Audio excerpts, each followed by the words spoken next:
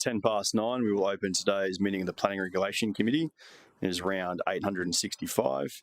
And welcome to all committee members and our EGM and collected city officers. We'll cook straight into the first item, which is attendance and apologies. I'm not aware of any future apology needs. Anyone got any leaves of absence coming up? So we'll move past items 1 and 2. Confirmation of the minutes, seeking a mover of the minutes of the previous round. Councillor Doran, seconded Councillor Gates. All those in favour? Against? Motion carried. Just checking there's no issues or concerns or clarifications from the previous minutes. Excellent. Councillors, item 4, conflict of interest declarations. I'm not aware of any. Is there? Councillor Gates? Chairman, I didn't see a consultant list for the first item, 6.1. So, I mean, I'm unaware of any conflicts, which means I can't have any, to be perfectly honest, but I do have a couple of questions. So I wondered why there wasn't a consultant list attached to that delegated refusal. EGM? Through Mr Chair, Councillor Gates, apologies, I think that's been omitted, so we can certainly get that, but without you having that list, then that's on us, not on My questions are pretty straightforward. Yep, that's cool. Any other conflict of interest declarations, councillors? Okay, so we'll move to starred items. In your hands, councillors, items we're looking to unstar. Councillor Martin.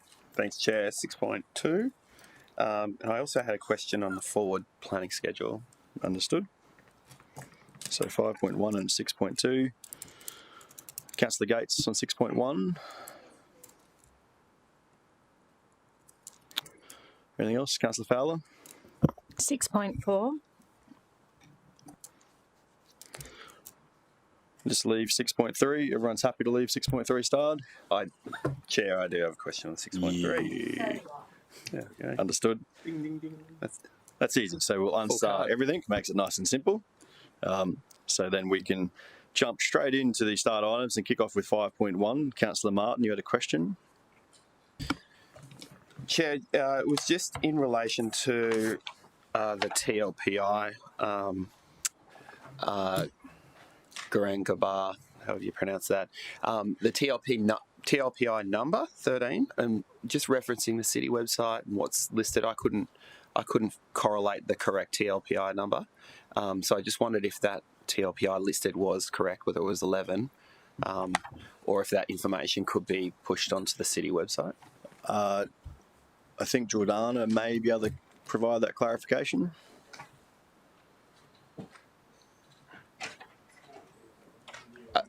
It's current, yeah.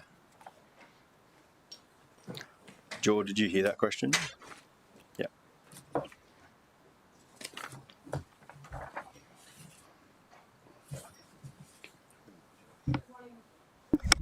Good morning, councillors, and through the chair.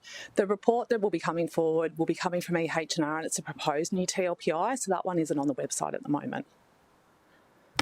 So it's not yet an endorsed TLPI, it's a proposed. Correct. There'll be a report coming either in March or April to bring forward a new TLPI, which will be replacing TLPI 11, I believe. Okay, all right. Thank you. No worries. Any other questions on item 5.1? So 11 exists and has standing until the new one comes in. Correct.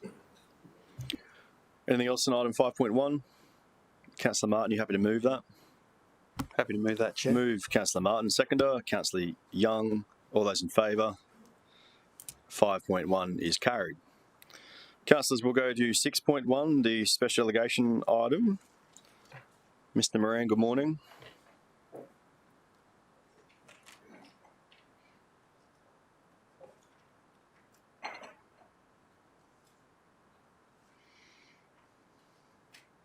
Questions for officers? Councillor Young. Thanks, Chair. I note this was a refusal, so my question is merely about the presentation of the material. On page 23, for example, we see a table showing key matters about the development proposal, but we don't see any reference to what the city plan requires. So normally we might have a table that indicates city plan requirement and what the proposal is providing. might be in regards to car park yield or density or setbacks. So I just note that that was an omission, which I don't know if that's standard practice. That'll be my question. Mr. Moran? Through you, Mr. Chair. Off the top of my head, I can't recall what the previous reports for special delegation, whether that contained that assessment criteria or not, but this report is to notify the council of the decision that was made. It's not the assessment report So, itself. Mick, didn't we provide all councillors with the full planning report before the special delegation meeting? Weren't all councillors given that report as per the new standing rules? I don't recall that. EGM? I'm not sure. Through you, Mr. Chair, Mick was on leave, so I'm happy to talk about that. We had an acting GM in place at that time. We did send councillors before the meeting, which was the minutes of the meeting, which was requested at a prior full council a few months before, which was notifying of the special delegation meeting and what our recommendation was. I'm happy to recirculate that to councillors if you'd like that. That may well be the case, but just this is public record. I just think it would be really advantageous in the future if we could include that. So, Mr. Chair, Councillor Young, we're happy to include the officers. We can include the officers' report at that time as a minute. that table that gives a comparison we can do between that in future. planning scheme requirement and what's proposed to be delivered. We Thanks. can do that in future. That's fine. No problem with that. We use the special del, so limited, that's fine. Councillor Curtis was next. Thank you, Chair. And it's just more of a question on special delegation process. Is it standard that we receive these reports after every one of the delegated decisions, or only the ones that are refused? Mr. Moran? Through you, Mr. Chair, all special delegation decisions are reported back to the council through the committee. Councillor Fowler, then Councillor Gates. Thank you, Chair. I guess with this one, I'm just seeking a bit of clarity. So my understanding is that this was code accessible and officers were, my understanding is, supportive. I'm just trying to understand what tipped this into a refusal under the delegation, particularly given all the recent focus on appeal risks and costs. Was that something that was considered here? So you're seeking why I voted for refusal, or speaking on behalf of the Mayor and EGM, or just my opinion? I'm happy with either or, Yep, whatever that's you right. think. I wasn't in that room, so whatever you think the reasons were for refusal. Councillor Taylor put forward a fairly significant list of concerns on behalf of his community that, while acknowledged the code approval process of it, that to him and to the local community, it pushed the envelope on absolutely every single one of the parameters, which I actually think that table Councillor Young is referring to would have helped establish that it really did push the envelope on all of them. And that while on no particular code measure did it have a non-compliance, that when you added them all together, there was a general feeling between the Mayor and myself and the CEO that cumulatively it was pushed it too far. We also, in our opinion, thought that the officer's assessment relied very heavily upon the previous LARC approval, which is a couple of blocks away. And while we appreciated the similarities, we also thought that there should be more emphasis put on a case-by-case, merit-on-merit process, and that the sites were different and that the context of the two approvals were different. So for me, that was one of the main reasons that I really thought that while I appreciate the consistency of decision-making, the consistency of assessment by officers, that I didn't think comparing this one to the LARC site and the court case that happened with it actually was as close as what officers thought. Can't speak on behalf of the Mayor or the CEO, but that was my reasons for backing the local councillor's request that we refuse it. Councillor Gates was next. I guess that was a very similar question to mine on the back of the approval of the 27-storey Urbana in a low-rise area, predominantly low-rise.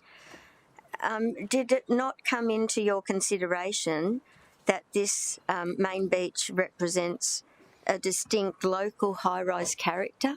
So it was in keeping with the character there, whereas last week it wasn't, and yet it seems that there's been no consideration of an appeal, which is most likely, or has it already been lodged? I think it has already been lodged, the appeal.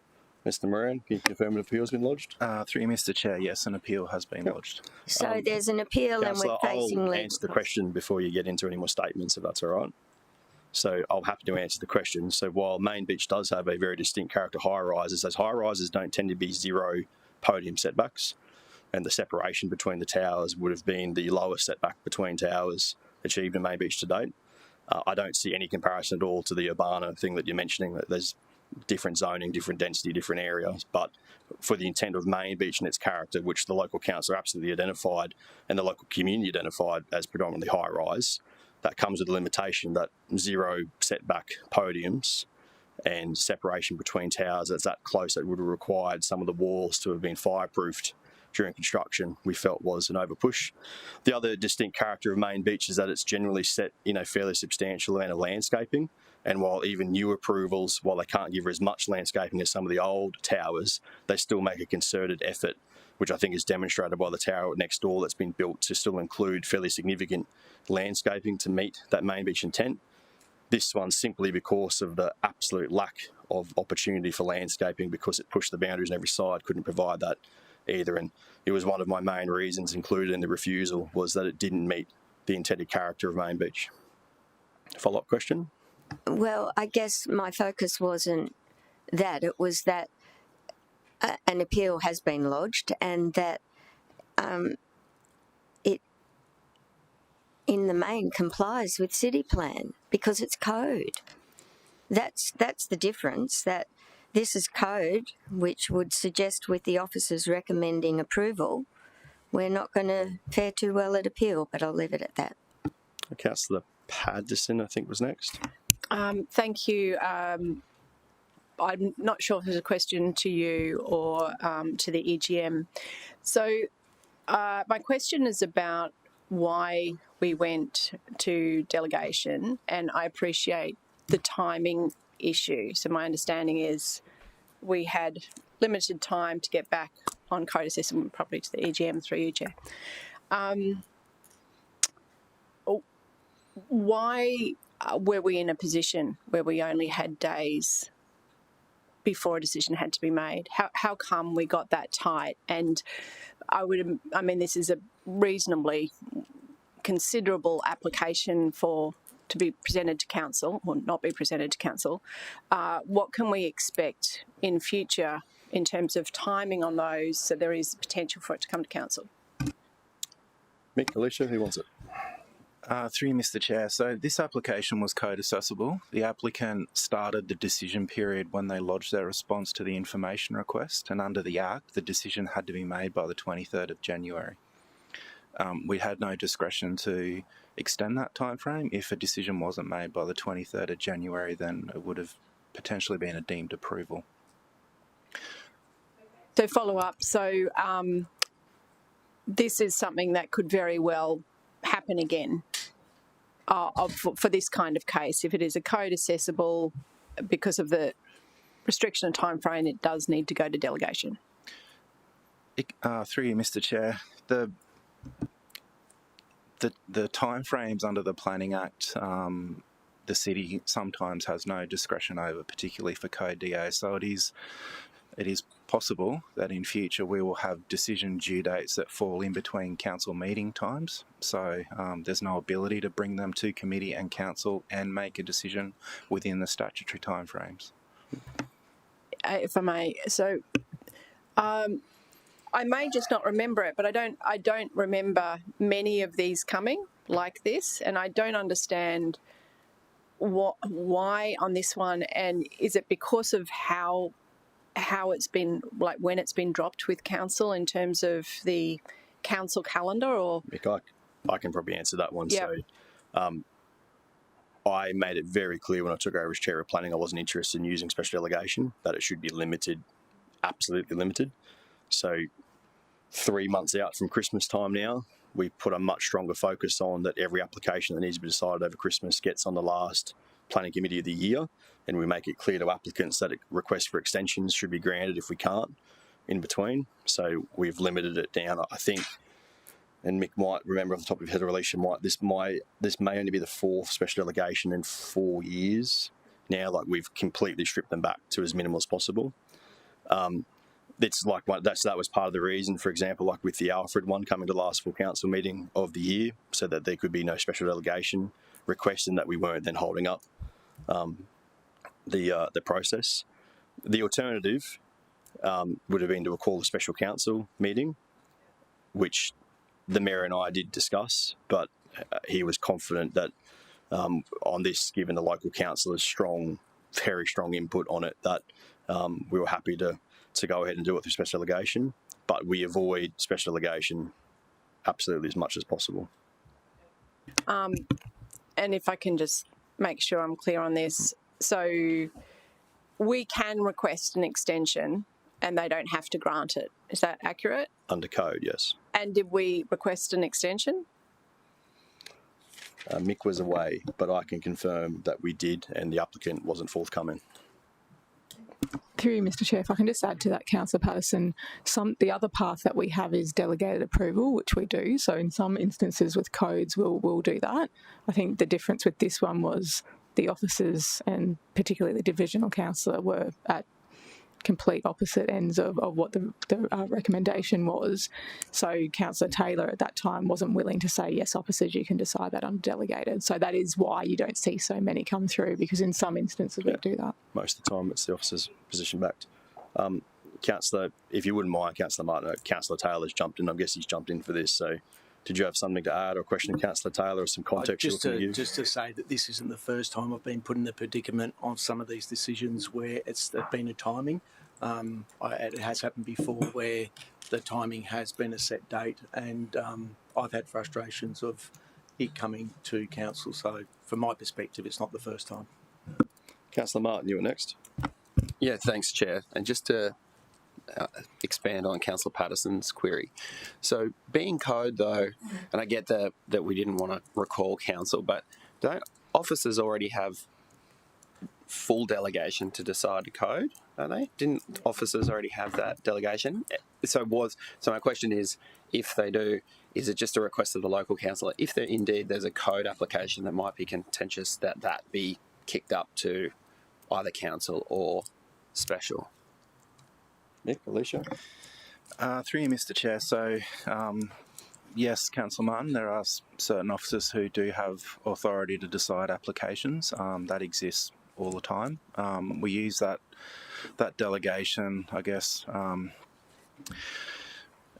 with respect to local councillors and the council. So in this instance, again, I wasn't here, but there was a desire for this application to be decided by council. There were no council meetings scheduled for that time, so then the discussion turned to using special delegation as an alternative, and the delegates agreed for this application to be decided by special del.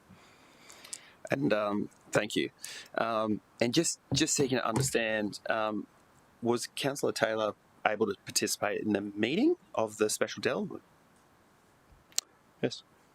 Okay. Yeah, thank you. Yeah, as per the last time special delegation come up for discussion, and the Mayor made it very, very clear that any councillor can make a request of him for something to be referred to full council or for a special delegation, that while the delegation exists to officers, the delegation is used in respect with officers' input as well. And that's not going to be on every occasion that councillors agree with the officer's position, and on those circumstances it should be your right to take it to the Mayor, and either through special delegation, if there wouldn't been a willingness for special delegation, it would have been a special council meeting. But the same respect will be shown to all of you. If you've got that bigger problem with the code one and it's inside the time frame, we'll either use the special del or we'll use special council meeting to resolve it. Councillor Doran? Chair, I just have a couple of questions. You mentioned just a few moments ago that, paraphrasing, that Councillor Taylor had a large number of concerns that he put forward that made it compelling in the decision-making process. But in the report here, sorry, Councillor Taylor, it does say Divisional Council's consultation is really only one paragraph and a line that says raised concerns over height, setbacks and site cover and transport. I was wondering if that was the quantum of list, or was there more things that Councillor Taylor had concerns with? Can confirm there was definitely a lot more than that. That might be a summary of what the main concerns were, but I'm not sure. Forgive me, the report's not opening for me, but I believe the full refusal motion is in the paper. That full refusal motion was prepared by Councillor Taylor with a little bit of input by me to make sure it was formatted correctly. in the paper. Is there a full refusal motion? Page 25. I think the full reasons for refusal. Oh, the full reasons, not Councillor Taylor's comments. Okay. Yeah, so the full reasons for refusal summarise Councillor Taylor's concerns from his community input. Remembering that, of course, it's code, no public notification period. So I think all those residents and associations had gone directly to Councillor Taylor with a lot of correspondence and a lot of requests for meetings. Forgive me, Councillor Taylor, you're right there. You could probably answer that better than me, but that was definitely what you put forward to the Mayor and I. Yeah, please. Yeah, this process didn't happen overnight. It was ongoing, like any of the DA applications that we have. So there was a constant review and process through that whole process. IFC had a strong view on this particular one. Division 10 has many applications, and it's a real challenge to get good outcomes. I had a really strong view on this, which I articulated on an ongoing basis with officers and with Councillor Hamill, just to ensure that I was getting a fair hearing. The challenge we always had was that date of decision making, and it was really frustrating from my perspective that I couldn't actually go down a road of bringing it to full council. So yes, this didn't happen. There was many submissions. Many meetings I had with council officers to express my views. I then also was speaking to Councillor Hamill in relation to my concerns, and then obviously when it came to that decision making, I wanted to make sure I was part of that process. Follow up, Councillor Doran. The other query I had was, you just mentioned before, Councillor Hamill, you referenced another application that you felt that the officers relied too heavy on. I think it was something you said, Lark or something. Yep. I guess I'm interested in that because we are often reminded that there's no precedent in town planning, but you alluded to that being a precedent that was employed for the decision-making process here. So I'm just curious, in that decision-making process, not the decision on the special del, but use of a previous application to justify this one in the suggested approval, the recommended approval. Sorry, so is that a question to me on my reasons, or more of a question to Mick on the officer assessment? Well, it's a good point. It's probably you sort of said that you felt they relied too much on Lark, so maybe it's through you to an officer to see if they did rely on Lark, and if so, is that consistent with other applications? Because especially in Palm Beach, for example, we don't. Mick, it sounds more of a you question on the assessment by officers. Through you, Mr. Chair, apologies. I'll have to take that on notice. I haven't read the officer's report for this one. Councillor Gates. Sorry, I think I saw someone else, but Councillor Gates. Thanks, Chairman. Just one more question, because Councillor Taylor raised the many submissions, and I know it's not impact, so they're not formal submissions, but in my experience, the officers always assess any submissions that are received. So I'd just like to know how many submissions were considered in the assessment of this application, please. Mick?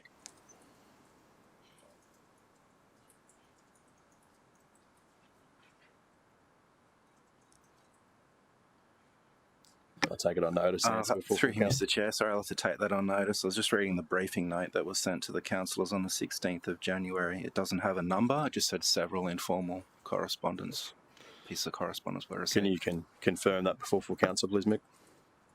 Very good. Any further questions before we get on with noting this item? I'm happy to move it. Seek a seconder. Councillor Young, thank you. Councillors, I didn't think we were going to get that much into it anyway, but just happy to reconfirm again that I thought what we saw here was on the very limited circumstances that there's a request for special delegation, that it's the first one we've had since the discussion 6-7 months ago, where special del came up around the same time as major projects.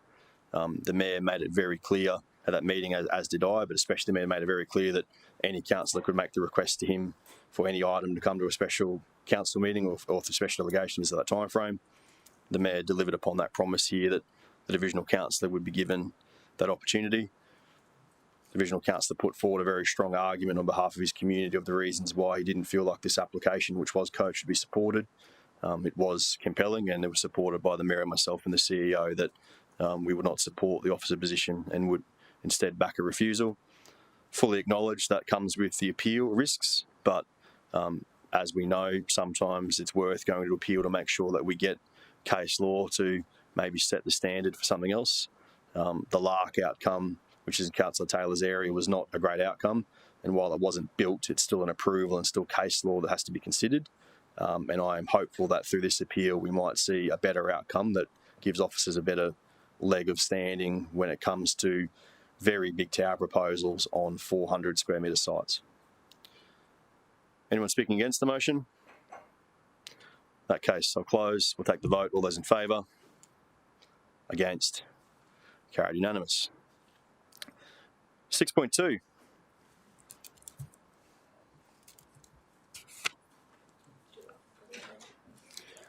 Councillor Martin, are we presentation for 6.2? Short one, please, Chair. Understood. Express version.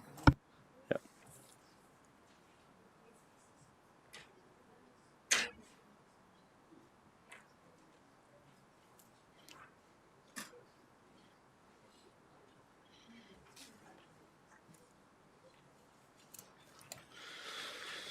Monique, Adam, good morning to you both. Councillors will take the presentation.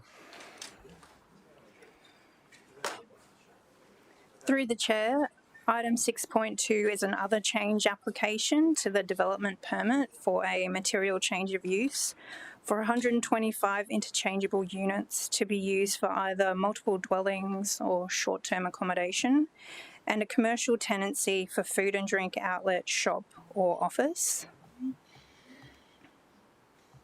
The site is located at 6, 8, 10 and 12 6th Avenue, Palm Beach. The application is impact accessible and no submissions were received in response to the public notification of the application. This is the subject site here. It's comprised of 4 allotments with a street frontage to 6th Avenue of 40 metres. The site is a construction site for the approved development. The site is located in the centre of the Palm Beach District Centre. The Palm Beach District Centre occupies 5 street blocks from 8th Avenue to 4th Avenue between the Gold Coast Highway and Cypress Terrace. There are currently 5 approved but not yet built towers within the Palm Beach District Centre, as highlighted here and within the report. Currently, the site has approval for a high-rise building at a maximum height of 58.5 metres tall. The building has 4 levels of basement parking. The ground level includes work-from-home spaces and a meeting room for residents' use, while the rooftop area is the main communal open space area for the building. The approved development did exceed the code height identified on the building height overlay map by 19.5 metres.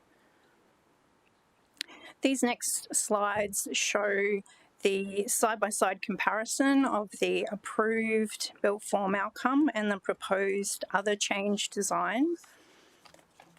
The proposed other change seeks to increase the height of the building by 2.5 metres to accommodate a variation in the penthouse layout, amend the communal open space area on the rooftop by relocating the pool to the front of the building, removing the games room and increasing the size of the fitness centre and combining the residence lounge and the private dining area. It also proposes to include a strip of bronze glazing around the upper portion of the penthouse windows, combine the minor services rooms on the ground level and change the material of the soffit linings on the upper level of the tower to a flat texture. Lastly, the change includes a change to the entire building's balustrade to a frameless system. So the key consideration for officers in this instance is building height. As the subject site is mapped within a mixed-use centre, the site is afforded a height uplift subject to meeting the relevant benchmarks of section 34415. Unlike other parts of the planning scheme area, the land is not included in a designation where there is an expression of planning policy discouraging building height at or above a percentage greater than the prescribed standard. Officers consider that the proposed other change continues to comply with the City Plan strategic framework because it aligns with the intended urban structure, the mixed-use function, the built form expectations and height uplift provisions for the Palm Beach District Centre. In particular, the other change is found to satisfy the building height uplift requirements of 34415. For example, in relation to 34415B, reinforcing the local identity and sense of place, officers found that the revised height and rooftop layout remain visually subtle and respectful of the context. Also, although the proposal adds 2.5 metres in height, this change is considered to be minimal, visually discreet and recessively designed. In relation to achieving a high quality architectural and built form street edge, the proposed change is considered to refine the upper level and enhance the built form without adding bulk. The height allows for an increase that is a more defined roof cap and improved penthouse facade design. Overall, the proposal continues to reinforce the planned role, character and built form expectations for development within the Palm Beach District Centre and meets all the relevant strategic framework outcomes. Thank you, Mr. Chair. Questions for officers? Councillor Martin. Thanks, Chair. Thank you. Just wondering, so this is another change, but there's been a few DAs on this one. Are you able to clarify, just run us through how many you are up to on this one? Through the Chair, they are referenced in the officer's report in section 5.3. There was a code accessible DA that was approved February 2025 for the same mix of land uses, but the dwellings were 94 dwellings and the height of that building was 39 metres. Then there was an impact accessible development application approved by Council on the 13th of May 2025, which increased the density and height for that development to 125 dwellings essentially, and a maximum height of 58.5 metres. Okay, thank you.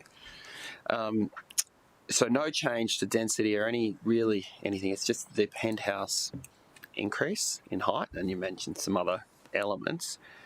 But I suppose looking at the character assessment, so obviously we're in the centre zone, which has no cap on the height uplift. That's correct. So there's no limit.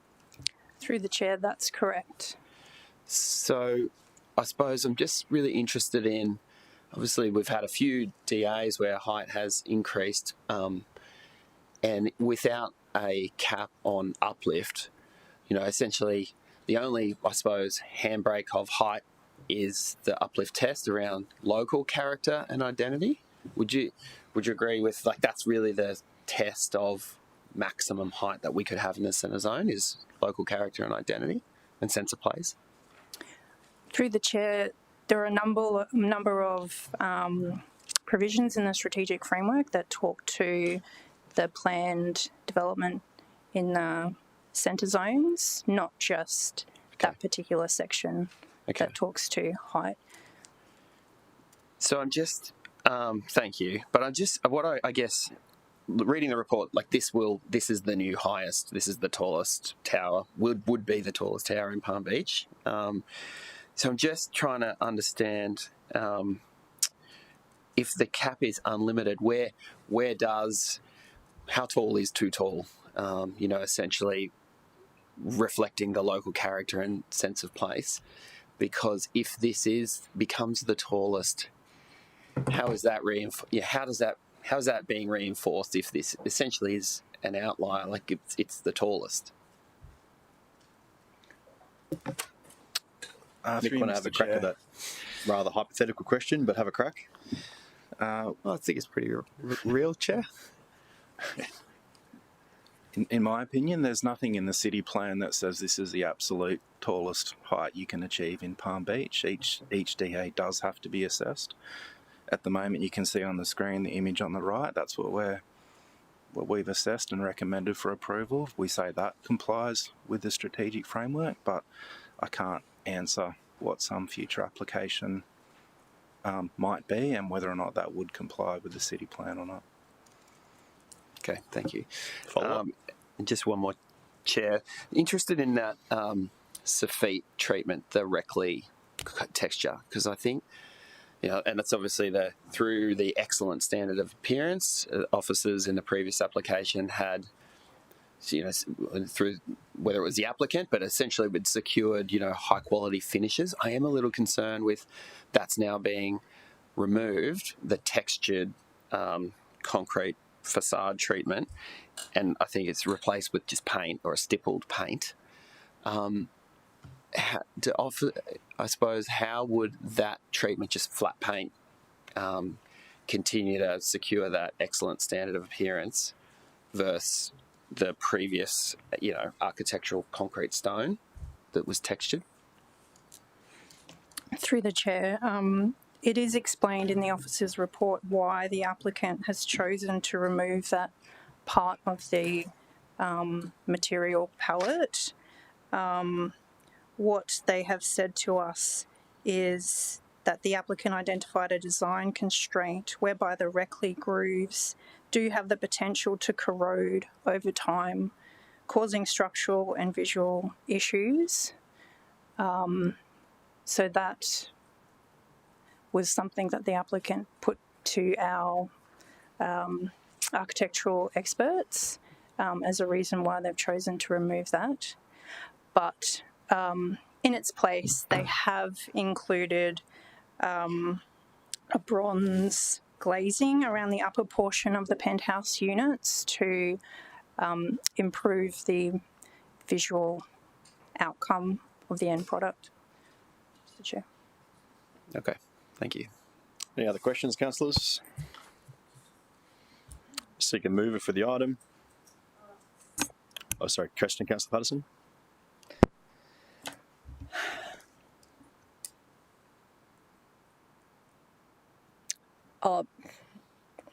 I'll leave it. It's a landscaping question, which I ask. No, I'll leave it. I'll take it offline. Okay. Seeking a move for the item. Moved by Councillor Young, seconded Councillor O'Neill. Councillor Young, did you wish to open debate at all? Chair, I'm not sure what my position was on the original application on this site, but thank you. But in this regard, we're dealing with a slight increase, which is not material in the sense of visual appeal or any other matter in regards to city plan. I note from the location map on page 84 that the site immediately to the east is vulnerable to development, and that could be a building of a taller height. And I note in direct proximity to this building, there are current approvals for buildings of 60 metres or just over 60 metres. So I think this is in keeping with those outcomes. Leave it at that. Thanks. Speaker against. Councillor Martin. Thanks, Chair. I won't be supporting the application, and I did support the previous application. But the reason I'm not supportive, and I spoke about this in my previous support of the prior application, was that I acknowledge that we want the tallest buildings in the centre zone, and the city plan is scoped that way rather than the medium density around it. But the centre zone doesn't have the cap. So, I'm strongly bound by the local character and sense of place, and I think we saw multiple applications, whether it was the appeal with S&S or other DAs, that the 50% was regarded, was respected, even though it's not enshrined in a set figure. But what we've heard from officers is that there is no set figure, and I think that's dangerous in that it could be, it could be a lot higher where we've got buildings surrounding it that is capped by the 50%. I think it could undermine other district centres. It could undermine the medium density residential zone. And so I think we have to establish some sort of benchmark, some sort of limit with applying the uplift test. This uplift, whilst it was minor in 2.5 metres, still was only for a penthouse. I quite like the banding change. There were some improvements. I'm disappointed with the Reckley treatment coming out because I think that was a higher quality finish than paint. But I think ultimately it's the 2.5 metres. I think they could have rejigged the plans to across the existing 58.5 metres. And I'm concerned about the creep. I'm concerned about the race to the top in Palm Beach. It's every week, every planning committee, we get a new top. And as we know through the Planning Act, what's to say we get more changes and more changes. So I did support the previous application, and I said in my speech that was because it was not over the 50%. Now this starts to go over the 50% in the area. I think we start to deviate away from the local character and the expectations for the area. And I think whilst if we said, oh, this is minor, how many more? I think we do have to pull up the line, and I've made that position clear around, I think, 58.5 metres in the district zone, when the majority of the applications are 1 and 2 stories, but we are seeing some emerging tower form. None of them are beyond, this would be the tallest. So for that reason, I can't support the uplift beyond the 58.5. Thank you, Councillor Martin. Speaker for the motion, Councillor O'Neill. Thanks, Chair. I will be supporting this today because even though Councillor Martin talked about a minor change, it's been presented as another change. So it's gone out to public notification. There's been no objections. I can't see, and there's no further yield to the project. So that's why I'm supporting it today, and I can't see the changes that are being made would have much impact on the residents or the surrounding buildings. Thanks. Thank you, Councillor O'Neill. Speaker against the motion. In that case, I go to Councillor Young. You wish to close debate? Debate is closed. We'll take the vote. All those in favour? Against? Wish to be recorded? Please record Councillor Martin. Councillor Doran as well? No, that's right. Just record Councillor Martin vote against, please. Councillors, that moves us to item 6.3.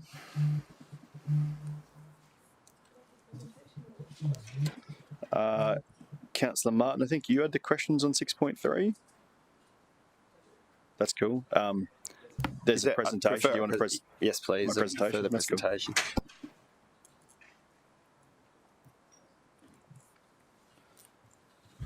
Jordana, welcome back. Trina, good morning to you. Thank you, Mr. Chair. I'm happy. That's fine, Councillor Young. Jordana, presentation. Okay. Good morning, through the Chair, and good morning, councillors. This report before you today provides an update on the progress of the new planning scheme since the last update in late 2025 and outlines the critical milestones and timeframes for the 2026 work program. Key activities undertaken since our last update include the state government issuing of the Section 18 notice, which was on the 14th of January of this year. That notice sets out the statutory plan-making steps and the process that Council must follow to prepare the new planning scheme. City officers have also continued their engagement with the State Interest Reference Group with a focus on employment lands, Tier 2 scheme architecture and water resource catchments. Continued engagement has been undertaken with councillors, PSAG, community and industry reference groups on key matters including building height, employment lands and natural hazards. The drafting and mapping production for the new scheme has commenced and planning for the critical milestones and timeframes for the work program has been completed for 2026. These key milestones for this year include finalising the policy positions and completing a detailed LGMS intervention in Q1, finalising drafting and mapping for the new planning scheme and the commencement of targeted engagement in Q2, undertaking internal road testing and completing a legal review. And additionally, the target engagement will continue and one-on-one briefings will occur in Q3. And in Q4, the new scheme will be refined and information will be prepared for the submission to the state government. During the year, we'll also be doing ongoing community engagement and supporting changes to increase planning literacy and awareness of the proposed changes for the community.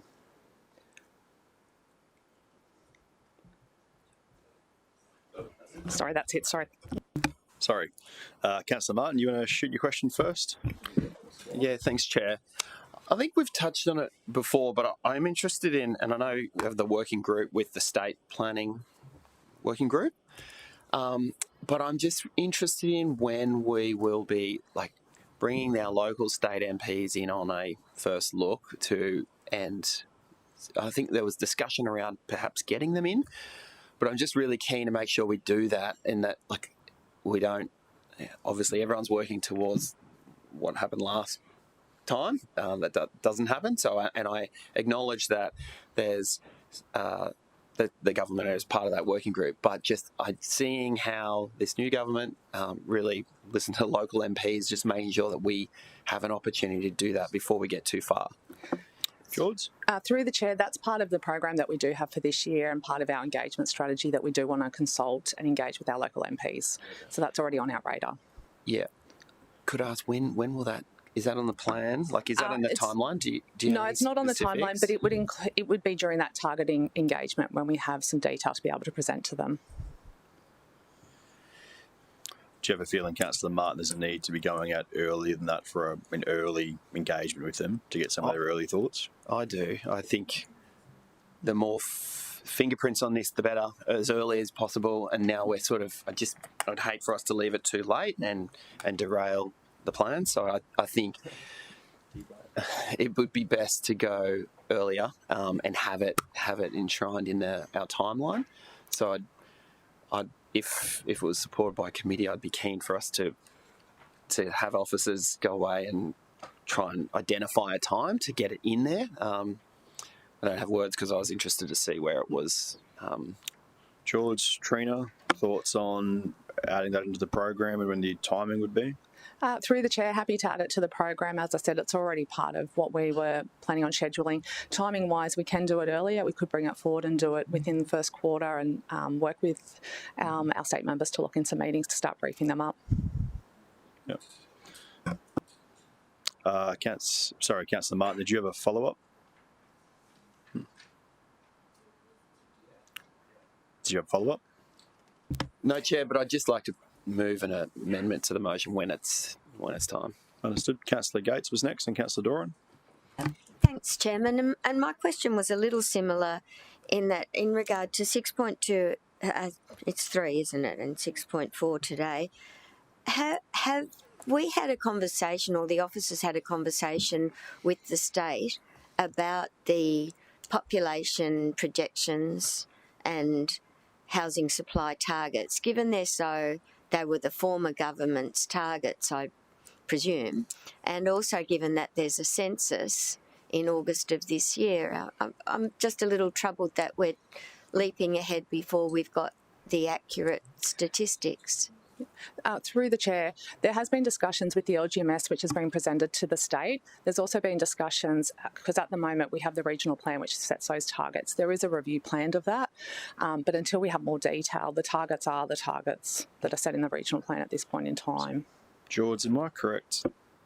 I seem to remember a minister or someone committing to that while where dwellings may be placed might alter, but that the projections in terms of population wouldn't change. But, for example, there may be a reduction in the amount of people we expect in high density in the city. Through the Chair, I wouldn't expect we'd see a reduction in any of the targets. If anything, they'd potentially be pushing for an increase. Through the LGMS, we've got a good evidence base to be able to demonstrate what we can and can't cater for and the locations of where. Yeah, but we've had zero indication from anyone in the state that there's going to be a reduction in the projections as part of the regional plan. But there may be an adjustment to the topography of how much high density on the coastal strip, for example, that there might be an expectation of a reduction in that in the targets. That's correct, through the Chair. I think what we're likely to see is potentially the removal of the targets associated with the types of dwellings. So the detached dwelling supply, high density, it'll just be this is what we need to achieve in terms of a maximum number. Yep.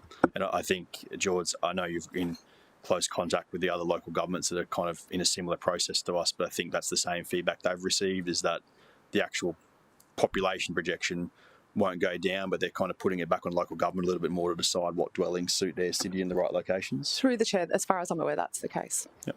Sorry, Councillor Gates. Do you have a follow-up? Councillor Doran was next and Councillor Young. Thank you, Chair.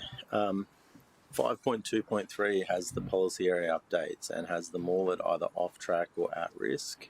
And I recall, Jordana, we had a similar conversation last year, and I think that they were very similar in terms of their status.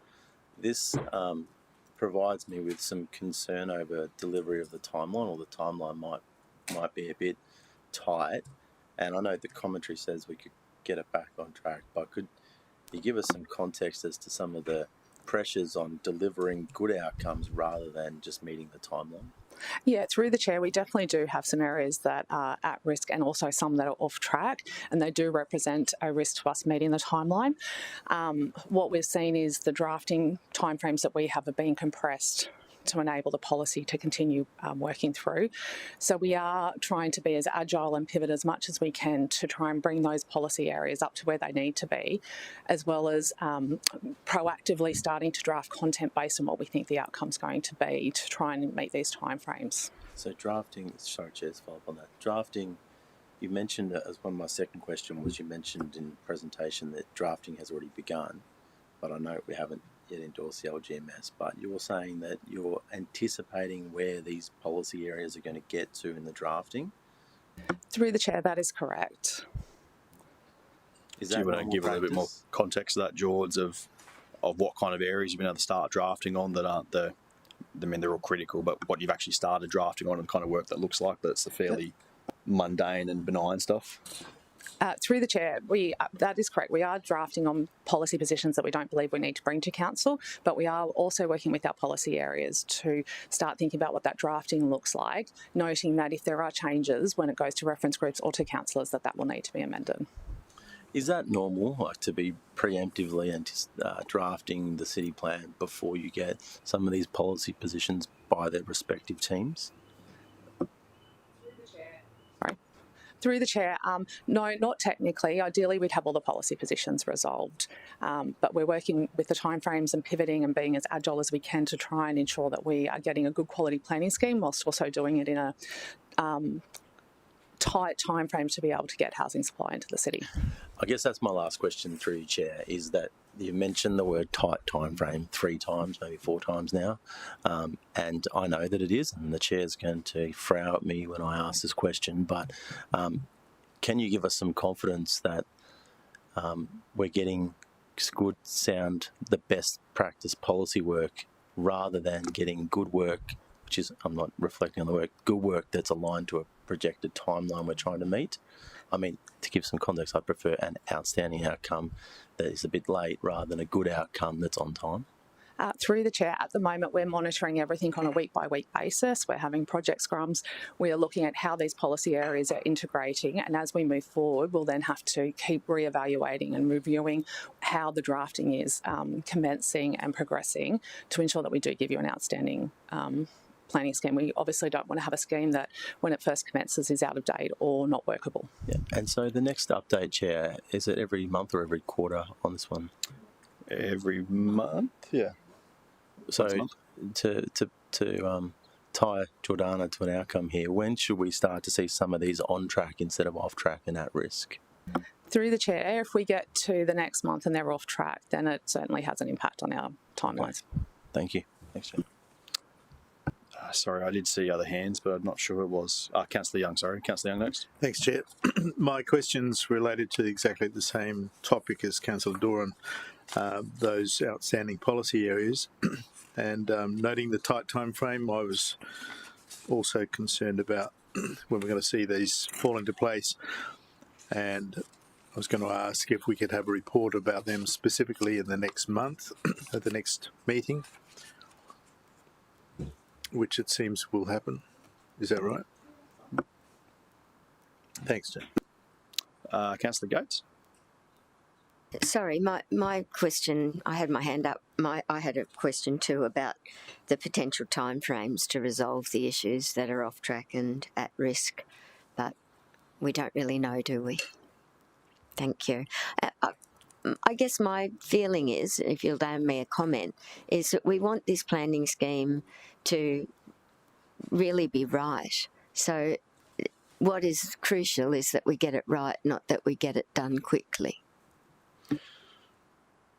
George, would it be a fair comment to say that the advantage of having the time frame and sticking to it is that it has forced those policy areas to pull their socks up and get on with it a little bit? That if we didn't have the time frame, things might drag on and it might take 5 years to do a new scheme. So there's negatives and positives in having a tight time frame. Through the Chair, that is correct. But as I mentioned earlier, we will keep you updated with how we are going with the drafting, because we obviously don't want to put a scheme before you that is not up to standard. Acknowledging too, so some of those policy areas are affected by updates to the state planning provisions as well, which is out of our control, which if it happens to be that we can't meet it because an SPP isn't ready, that is what it is. But sounds like there'll be more detail in March about where policy areas are up to and what impacts it might have on timeframes. George, I had a question just on, so we heard from Peter Harwood the other day, but didn't get a chance to kind of ask, well, she did comment on it, but the state planner seemed very confident that with the current trajectory and the current work done to front load this planning scheme more than any that's been done before, that she seemed pretty confident in the ability to work with council to meet these timeframes, noting that the state interest is the biggest risk area we have in terms of timing. Through the Chair, the state have been very collaborative in terms of working with us. In their Section 18 or in our Section 18 notice, they worked with us to reduce their timeframes for assessment, particularly when it gets in for first state interest. That we're getting feedback. Some of it is more delayed than what we would like, so we'll just have to see how that keeps tracking. But again, we're front loading all of these issues, so hopefully it doesn't have too much of an impact. Any other questions? Seek a mover for the item. Councillor Young, seconder. Councillor Martin. Councillor Young, did you wish to... I'd like to move the amendment. Yes. Councillor Martin, how about we go to you for an amendment first, and then we'll worry about a mover and seconder. Thank you, Chair. Just that we add a number 2, add a 1 and a 2. So with 2 being that local state MPs be invited to participate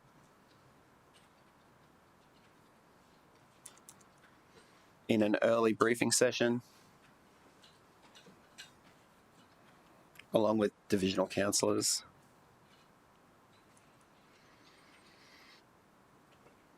I just had that. I didn't have a time frame. I think. Fantastic. Thank you. Before the next report to council or next planning committee. So, Councillor Martin, just to confirm, so that's seeking in the next report for the time frame to show when that's going to occur. Because that kind of reads as we're going to do it before the next meeting. Did you just mean that it shows in the next plan? Is when it's going to happen? Yeah, a plan two. Like it might be further down the track, obviously, because we want to make sure we get maximum attendance. But maybe so maybe that second part just needs to read with divisional councillors with an update to the time frame to be shown in the next planning regulation committee. Something like that. So, did you guys catch that on? So, could we just add in that after divisional councillors, so local state members of parliament will be invited to participate in an early briefing session along with divisional councillors with an update to the time frame to be included in the next report to the planning regulation committee. I think officers well and truly understand what the intent is. It just reflects it a little bit clearer. I might leave it. Councillor Martin, are you happy to move that? And Councillor Young, happy to second? Yes, Chair. No, change your mind now. Understood.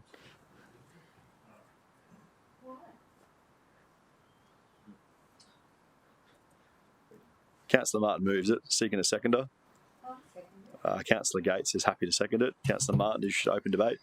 Thanks, Chair, and thanks, team. I know there's a ton of work in the background here, but I think the change is really important. I mean, we just heard that pretty much the single biggest risk to the timeline here is the state interest, and I think it's just making sure that we have all local MPs on the journey that have expressed an interest in this work. So I think it's fantastic to bring them in at the earliest opportunity possible. I think the committee has expressed some concern with some of the elements the tracking, but noting that we're using the timeline to drive things along. So really keen to see the next update and the progress around how you guys are going. So thank you. I feel like Councillor Patterson's got a suggested adjustment to the wording. I do. It's okay. You raise it. Councillor Martin, I don't believe you were at the breakfast the other day. So it was a good breakfast that we had. What was the breakfast called? Pardon? Growing Our City. And one thing that I found useful was the representative from the state on stage as one of the panel speakers. I would think it would be natural, given we're engaging with the state so well, that the invitation to local state members is done via the state rather than us, so that they're getting informed from their advisor's perspective. So is there any other wording that we could do to include that? Certainly to bring them in on the journey, but to ensure that that is done through a connection with the state state public servants we're dealing with. Alicia, George, Trina, I don't think it would be wrong for us to ask that when those briefings occur that a member of the Gold Coast State Planning team be there on behalf of the state planner. That would probably be a good outcome, and I don't think there'd be any risk of them saying no to that. I don't think so, through you, Mr Chair, but I think we would prefer that because we also want the officers that we're dealing with through the process to understand the comments that are coming from that process. May I ask if Ms Swain might suggest some, knowing my intent, I think I would like to see it in the resolution before I supported it, that it's acknowledging that they're going to be brought along this journey through that way. Along with divisional councillors and relevant state officers. Through you, Mr Chair, we could change it that if you're comfortable, I could write to Peter Harwood, who's a state planner, inviting her, and I can also give her a call as well, to invite local state members and between the two of our teams set up briefings. I'm happy to wordsmith something like that. I think that's going to work for them as well. Right. So that sounds excellent. What we might do is we'll take a 5-minute adjournment and allow the EGM to get those words prepared, and we'll come back. Thank you. Meeting adjourns.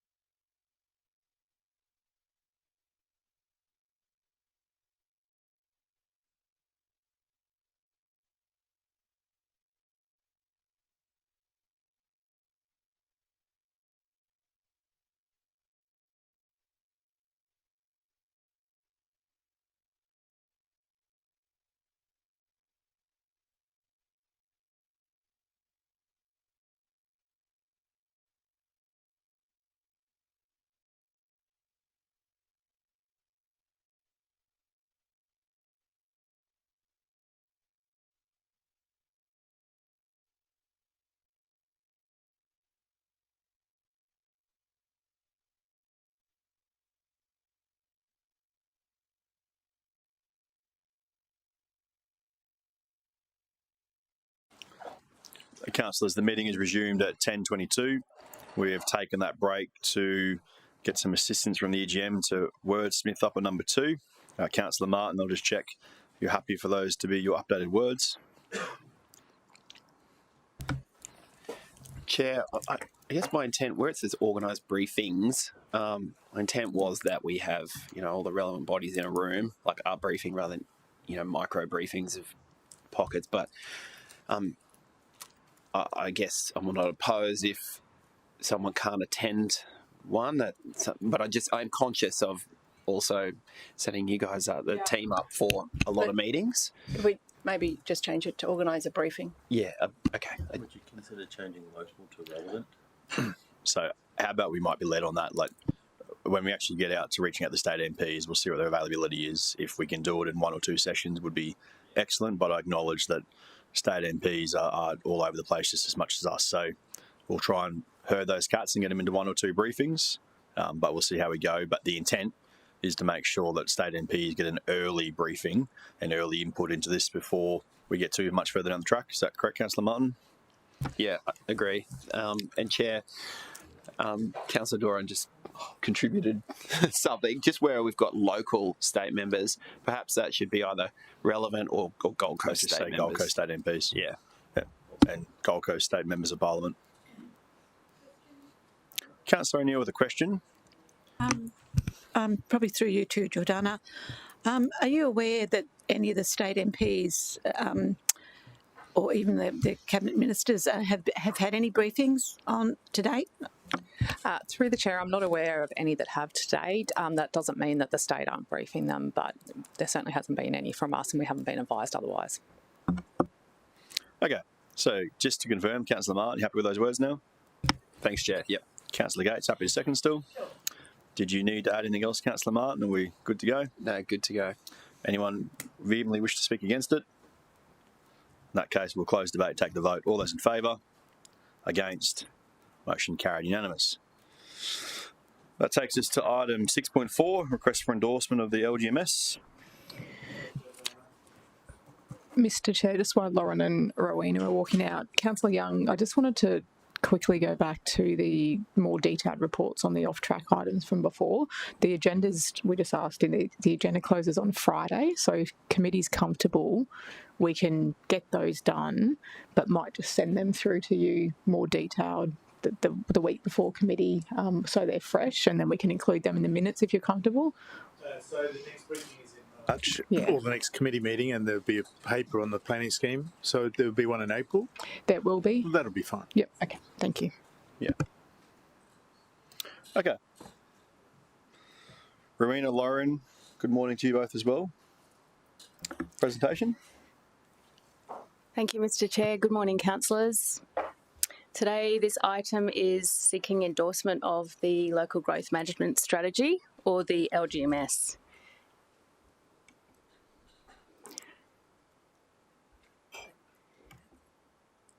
Okay, so why do we need a strategy? There has been a lot of conversation with councillors already. We have extensive growth coming for the next 20 years, and the LGMS gives us an opportunity to manage and plan for that growth. It is considering a range of things in terms of infrastructure and future employment, community values, our Gold Coast lifestyle, resilience factors, and of course, natural environment. So the role of the LGMS is it's critical to understand in terms of what it can do and what it can't do. It's a non-statutory document. It's a strategic direction for growth. It's planning for a longer term, so 20 years plus, which is beyond what a planning scheme does. It's setting guidelines around what growth opportunities may be, and the benefits of having the LGMS is that it allows us to ensure that our infrastructure planning and our land use planning is aligned. I suppose another thing that's important to point out at this point about the LGMS is that it's not intended to be a detailed lot-by-lot definition of height zone density. it's a broader than that. It's citywide concepts around what type of growth we could look at in the future. So there has been extensive amount of work over the last 18 months to develop the LGMS. We have confirmed our growth projections and our targets set by state. We've done some housing needs assessments. We've reviewed existing policy. We've engaged with the community at the beginning. And we've tested and analysed potential growth opportunities using our planning and urban growth model. And that gives us the evidence base to basically ensure that what we're proposing is working as a concept. One of the biggest policy challenges that we have ahead of us is that we know that we need more diversity in the supply of housing. So what we don't have in the future is enough houses for families, really. So that what we know is that we need to find more housing that looks and feels like detached houses. So that's where we may have 3 or 4 bedrooms. We can be connected with a garage and to the street. Another critical policy challenge is that the Gold Coast needs to provide additional tourist accommodation supply in this mix. And of course, we have some pretty important lifestyle drivers as to what the community here values in terms of amenity and what we need to build on with public transport. So the foundation for the LGMS are what we call the directions for growth. And these were derived from conversations with the community and what they valued. And there's 9, and they basically form the foundation and the guardrails, if you like, as to how we would like growth to occur in the future. So these are things that deal with like movement, transport choice, protecting our natural environment, providing infrastructure that's sufficient to service our growth. So I mentioned that we used our planning and urban growth model to test growth scenarios. So what we did there was we identified attractors or things that we think would be well-located areas for growth. So that's things like close to public transport, close to hospitals, jobs, close to parks, schools, and amenities. And the other component of this was to identify our constrained areas. So we could identify those areas that were relatively unconstrained and were well located, would obviously be areas where we would like to see the growth in the future. Another aspect at this, as part of this testing, was that we could speak to our infrastructure networks to determine whether or not we had sufficient infrastructure capacity and what we needed to do in the future to provide that. So after we've done some testing in this regard and put forward our growth opportunities, what we found is that the LGMS growth scenario is basically providing greater diversity. It can provide greater diversity in the current city plan, and ultimately it provides greater number of houses, and it's distributing the growth from the coastal corridor to the spine, which is the area basically east of the M1. So what it looks like spatially, if you see the city plan is on the left, that's basically what city plan can do now. And the LGMS growth opportunities basically introduce more gentle residential type development or opportunity and mid-rise residential housing in that area that I mentioned, the spine being east of the M1. And what that looks like graphically is that we have an infill model. Over time, we see that gentle density in our suburbs. So the next steps then for us would be, if endorsed, to prepare an action plan which allows us to be, again, transparent with the community in terms of how we may implement the LGMS. It allows us to commit to monitoring housing supply over time and periodic reviews of the LGMS, and then we can get into more localised information and refinement, and then that then can inform discussions and guide work on the new planning scheme.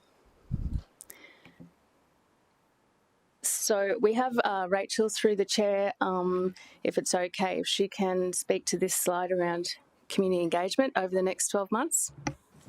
Good morning, Rachel. Morning, Chair. Thank you. Morning, councillors.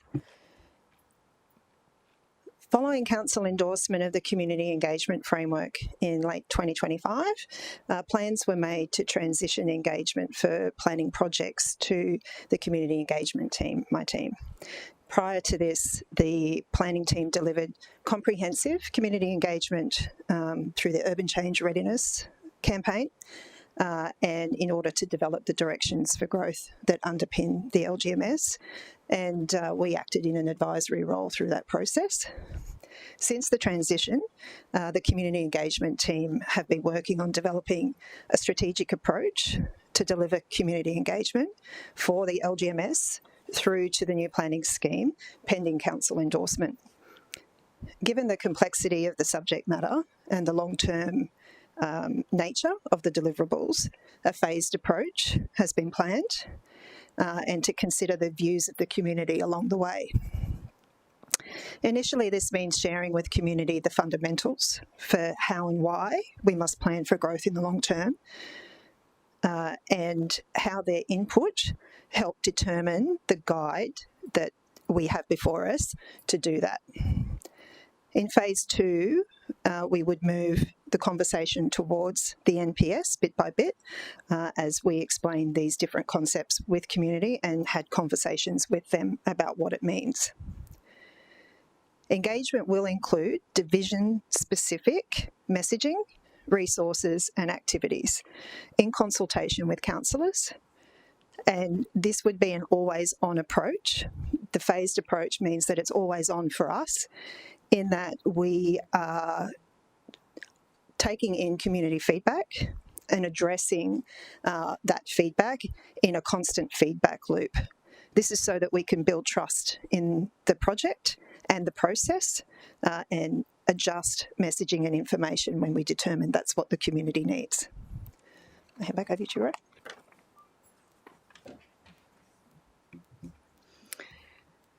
So, councillors, Mr. Chair, that is the end of the presentation, and the recommendation is that we are seeking council endorsement of the LGMS, and for council to note the companion technical report and the summary of the community engagement. Rona, thank you. Rachel, thank you. Councillors, I think it might be of assistance before we get into questions. I have a change recommendation to introduce that I hope might help guide questions a little bit and maybe inform a few of the things that some of you raised with me in the last couple of weeks. So I'm going to get that up on the screen just to hopefully set it as a base that might be a recommendation that helps with this next stage. So I'll let us get to questions in just a second with this. So just to be clear what the change recommendation is, the endorsement and the noting of the technical reports and the growth matters engagement are still there. I thought it was important because a lot of you had expressed an interest in making sure that you could direct your community through this recommendation and what it says in their recommendation to what an LGMS is and what it does, that adding some detail in about the fact that LGMS is a strategic non-statutory document, and it's the base of not just the next planning scheme but future planning schemes. I wanted to add some detail in about the fact that the LGMS is not a set and forget document, that its intent is to be an ongoing document that gets updated over time, that we should actually call that out now and have a time frame for it. So that's the point of 2B, where it reflects that after the endorsement of a new planning scheme, that within 6 months there should rightly be an update to LGMS to make sure the two documents align with each other. That the frequency and governance around updates to the LGMS in the future for whoever may be sitting in this place, that was important to establish with that report as well.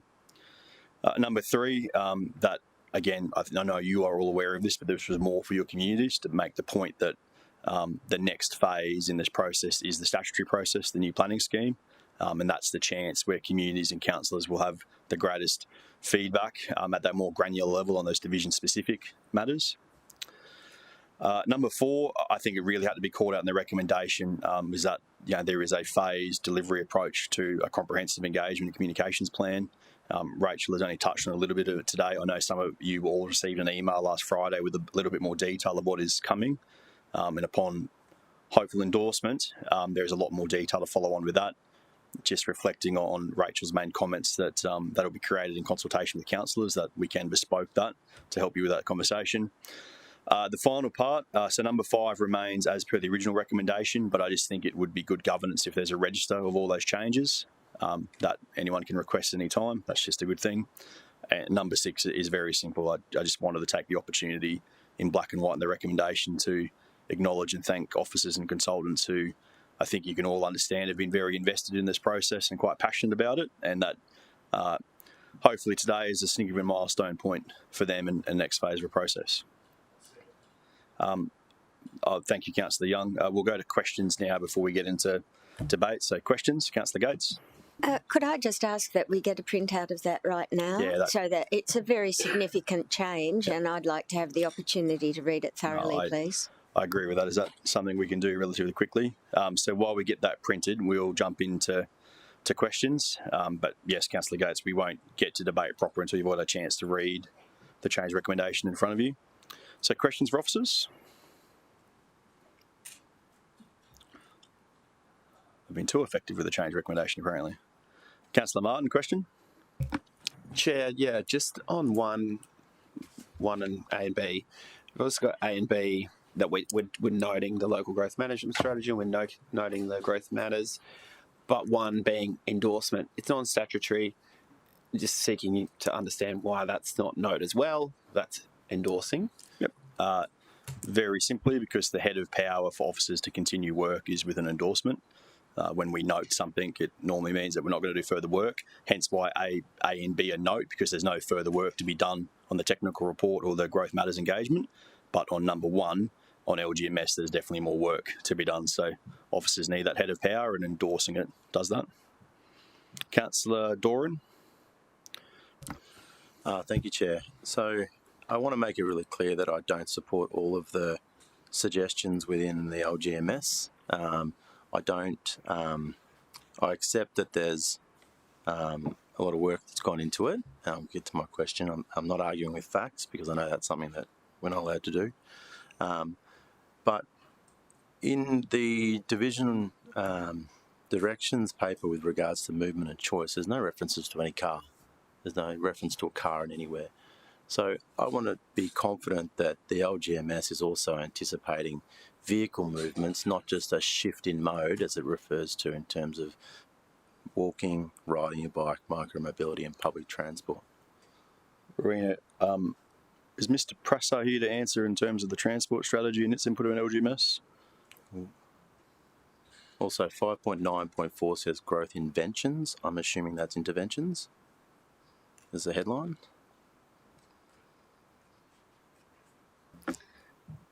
Through the chair, while we're waiting for Nick, just on the first question, Councillor, about transport mode and shift, the LGMS has been developed in conjunction with the transport strategy and the team, the work that the team is doing on strategy, and it's in that regard we definitely see that there is an emphasis, and it's really important that we build on our east-west corridors, and we promote public transport and advocate for investment from the state for public transport.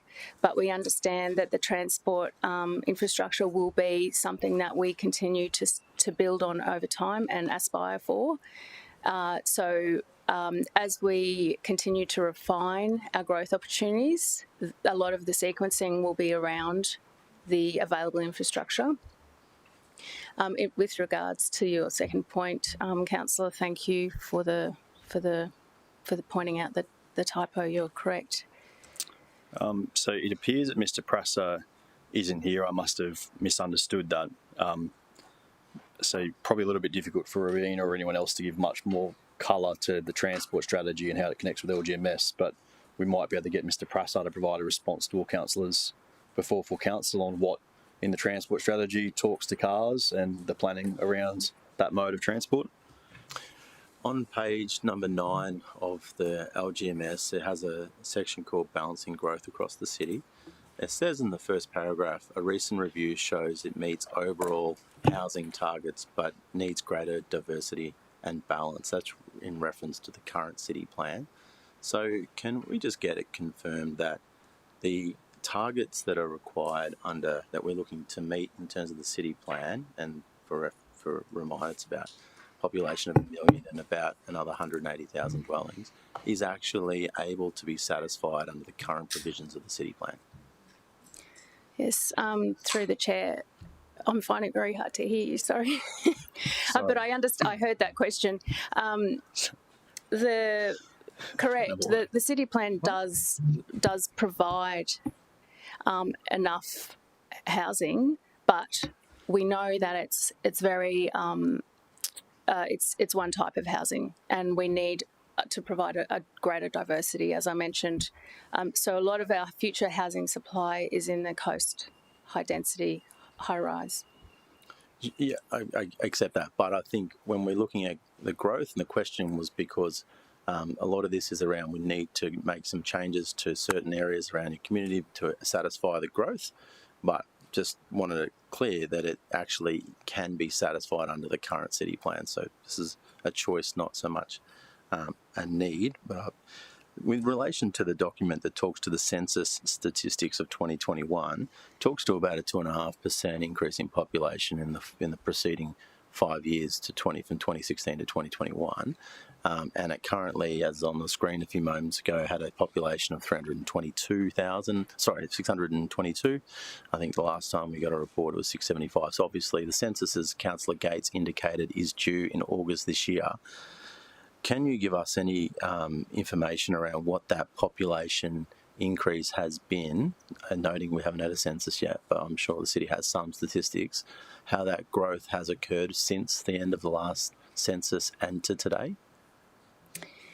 Thank you. Through the chair, I don't have the numbers off the top of my head, but when that last census was done, it takes a couple of years for the Queensland Statistician's Office to produce localised projections, and it was in a very awkward time at COVID. So there's a lot of uncertainty around the population changes since in that period you're asking about. So I'll have to take that on notice and dig those numbers up.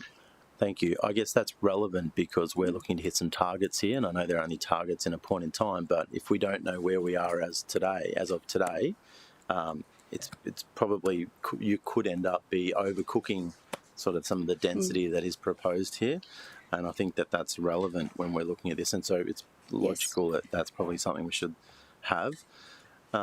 In relation to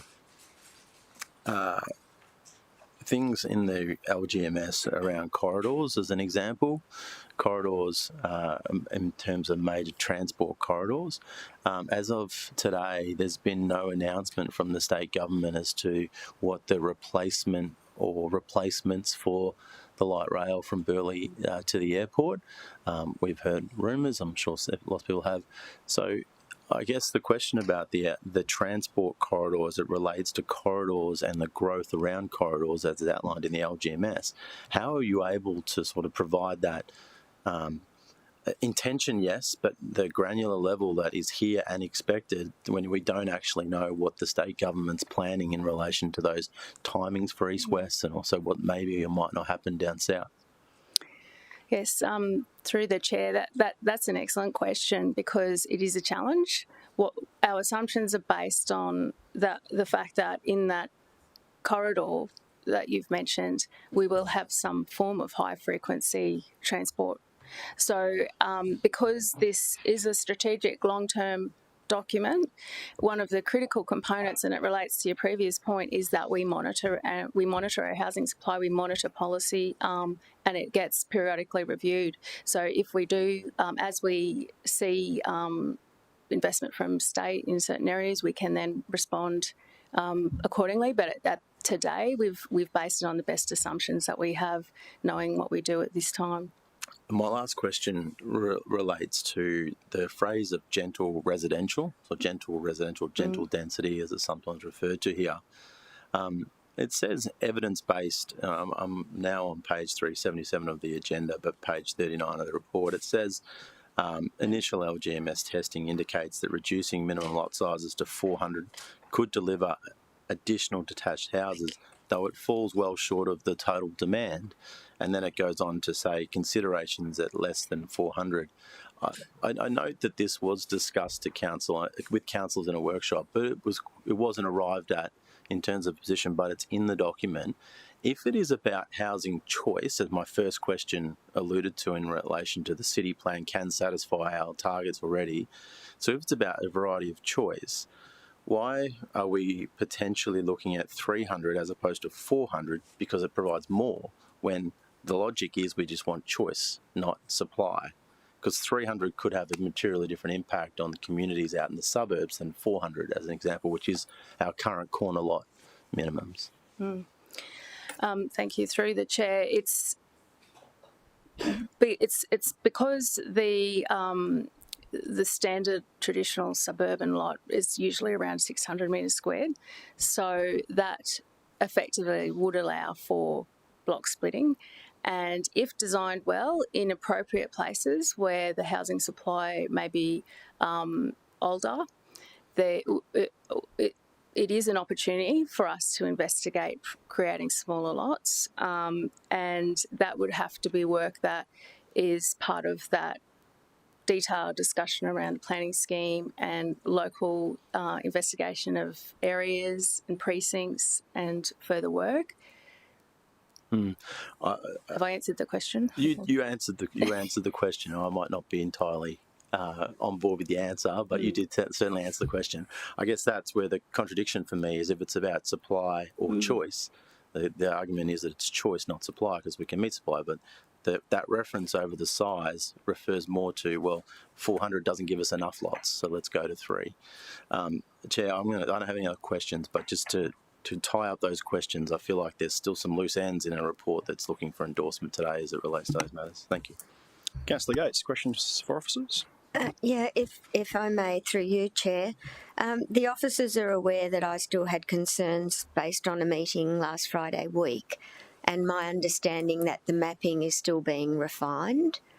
And given there's only been stakeholder engagement so far and not broader community engagement, I wondered, is there an opportunity today to just give in principle support until there's more evidence of the community expectation? I mean, we keep on talking all the time about wanting to take the community on the journey, and here we are today with an opportunity to endorse something that, as representatives, we're not even certain about the mapping yet, and that's a real concern to me. So would the officers still be able to move forward with a body of work if we gave in principle support for the local growth management strategy today, but subject to the feedback that we receive from the broader community consultation? Might be more of a Trina or an Alicia question. Through the chair, thank you, Councillor Gates. I think at this stage we are programming based on the current program, including endorsement of the LGMS. So all of our scheduling with our engagement, as well as the work that precedes this with the new planning scheme, is on that basis. So we would need to probably just take some time to look at that schedule to see what the impact would be. Well, maybe if we could do that before full council, because I have a real concern in putting my hand in the air today when there hasn't been clarity around a lot. Because am I correct that the figure was 789 people engaged with us so far?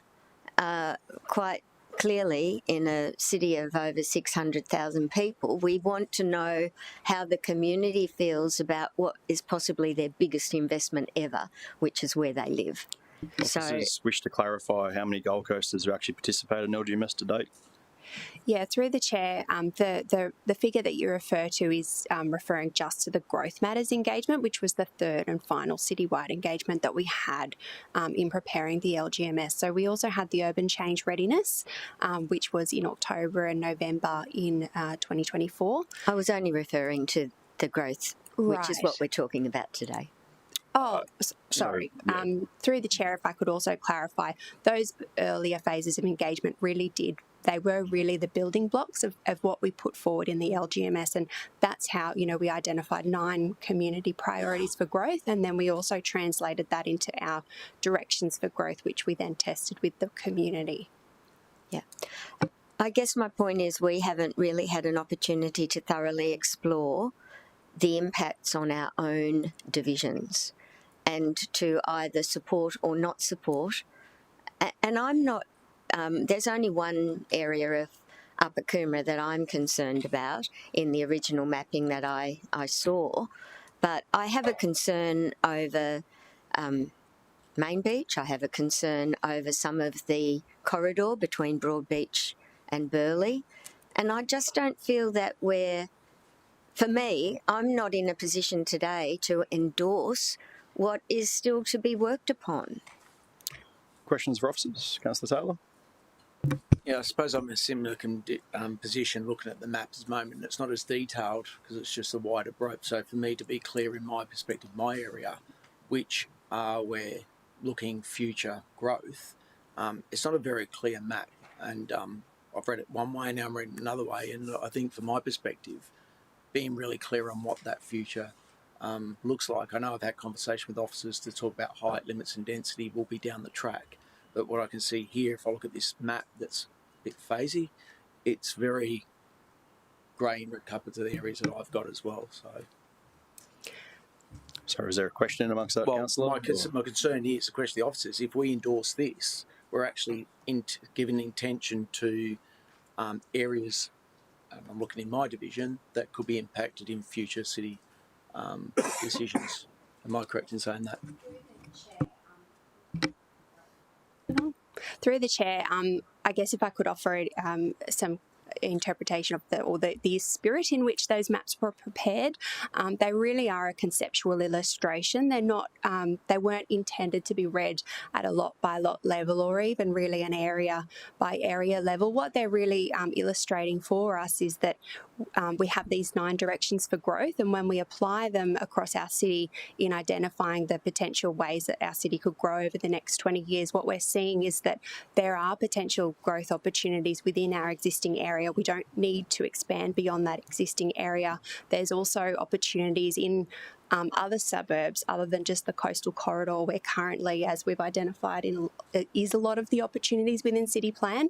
So I guess the maps are really conceptual illustrations, and it's not identifying in any sure way these potential growth opportunities will be making their way into the scheme. That's the further work that needs to be undertaken. And I guess by endorsing this, it's not a statutory document, so it doesn't have any detail about building height or zoning or anything Follow-up, like that. Councillor Taylor. Yeah, thank you. So my question, and it's a concern to me, is when we endorse something, I've been in council meetings where we turn and say that's been endorsed and that's the intent of the city moving forward. So it does influence decisions moving forward. So the endorsement of this, in my view today, well, full council, is actually setting the intent of some of these areas that may, as Councillor Gates said, we may not have dug deep enough to understand endorsing what those areas could look like moving forward. That sounds like a fair summary of the last 2 years' work, Councillor. Yes. By endorsing?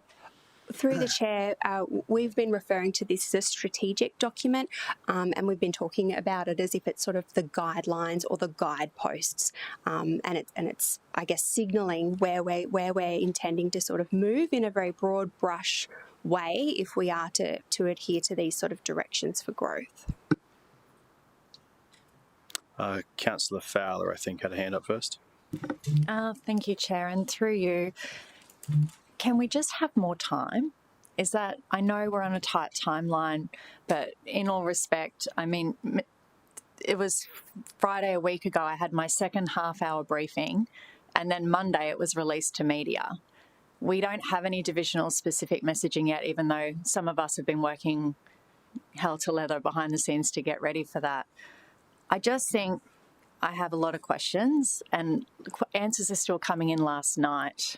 So I just don't think, for me, that I'm in a position. Is there a question, Councillor? The question was at the beginning, it was already said. That's good. So can we have a response to that question? Can we have more time?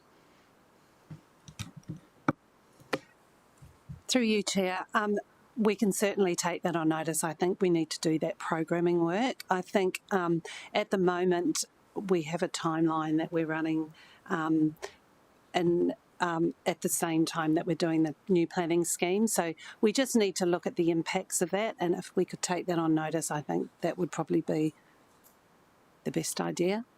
Follow up, Councillor Fowler?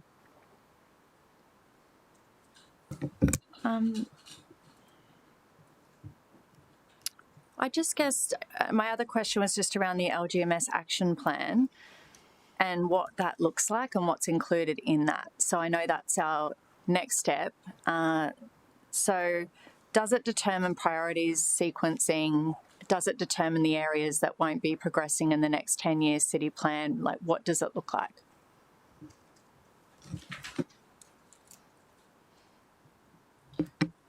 Through the Chair, if the LGMS is endorsed, that's some information that we'd be looking to bring back to a subsequent committee once we've sort of scoped that and also considered how that aligns with our broader program for the planning scheme.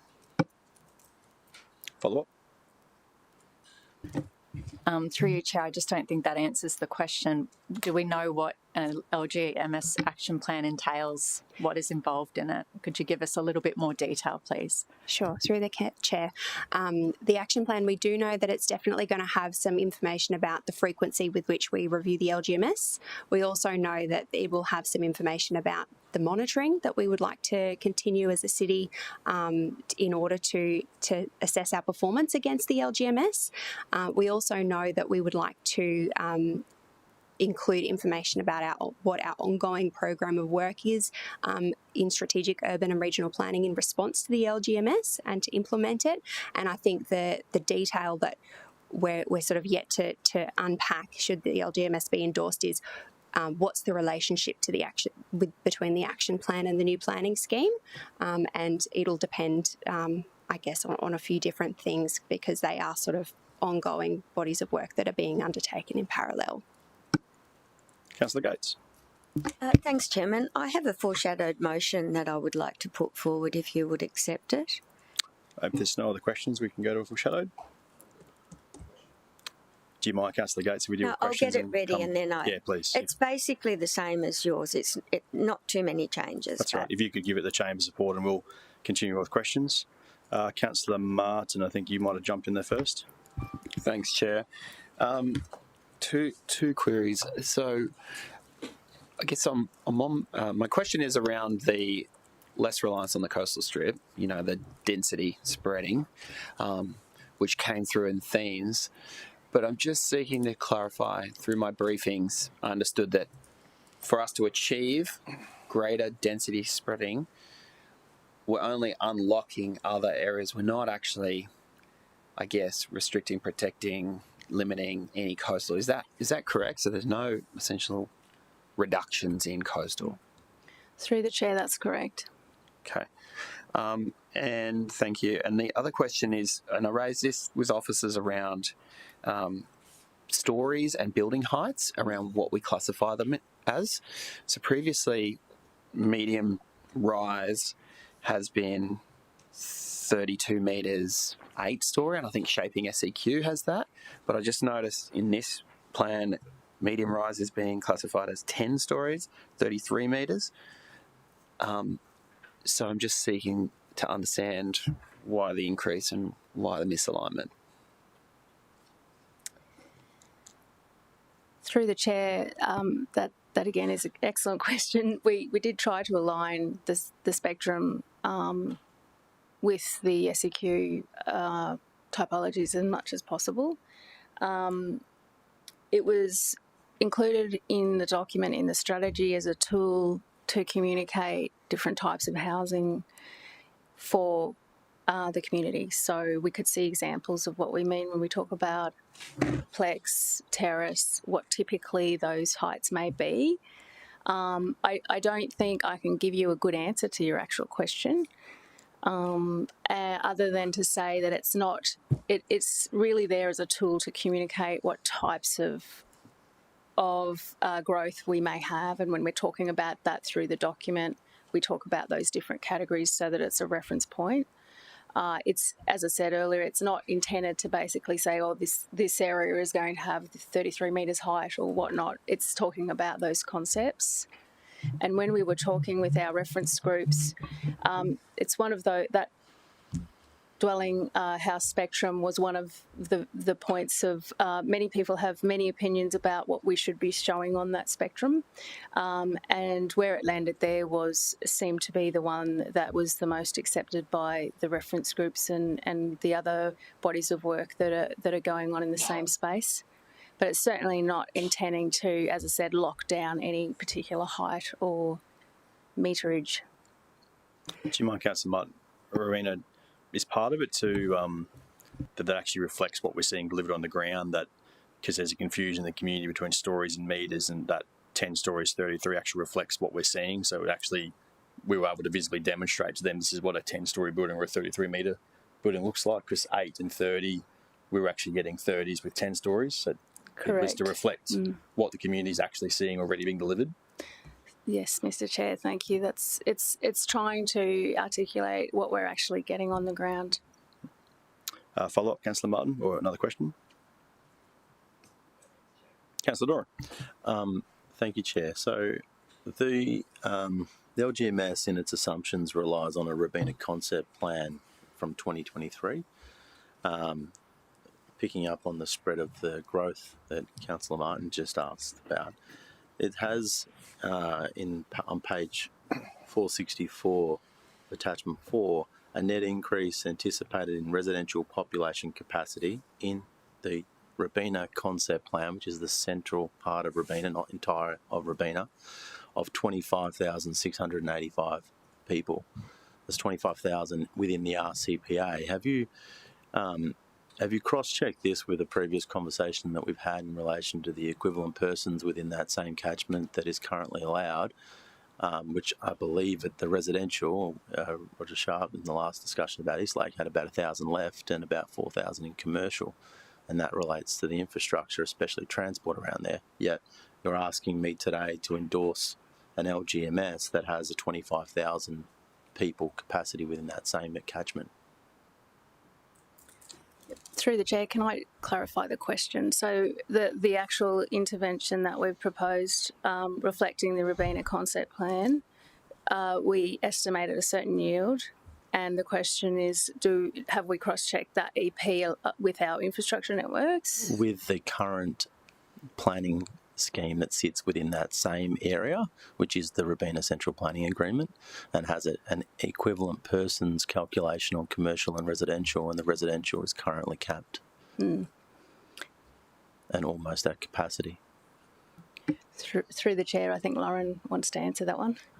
Well, through the chair in September last year, I think we brought a report through to committee where we sought a resolution to work with the state government to repeal the agreement. You did, yes. So I think the Robina Central Concept Plan does seek to sort of plan for the future of the Robina Central beyond that. And I think, that the view is that there would be work underway to integrate that into the new planning scheme. So there was a report last year that signalled its intention, Chair, to repeal the RCPA because the tripartite agreement's no longer valid because the Robina group is folded or disbanded, and replace it within the city plan. But there's also still the equivalent persons that need to be attended to, and when I see 25,000 when there's currently capacity according to the existing document of 1,000 EPs for residential, give or take, I'm asking how have we got to such a big differential of 25 to 1 when we haven't yet seen any accommodation in relation to the infrastructure that aligns with those EPs, which is what it was set for. And again, only in the context of asking me to endorse something that specifically references a concept plan from before my time in council. Through the chair, we can take that one on notice to get you some more up-to-date information on the equivalent persons and the status of that, because I don't have that to hand at this time. I don't think Any questions, Councillor Dora? Councillor Fowler? Thank you, Chair, and through you, I just had a question. There's been some media reporting about Helensvale. Could I please ask city officers to confirm on the public record that there are no new high-rise growth opportunities proposed in Helensvale beyond what's already planned under the current city plan, which is the existing planned development outcomes in Helensvale Plaza and Westfield Helensvale precincts next to the transport hub, please? No, through the chair, that's correct. Nothing else, Councillor Fallon? If there's no other questions, we can get Councillor Gates's foreshadowed motion locked and loaded.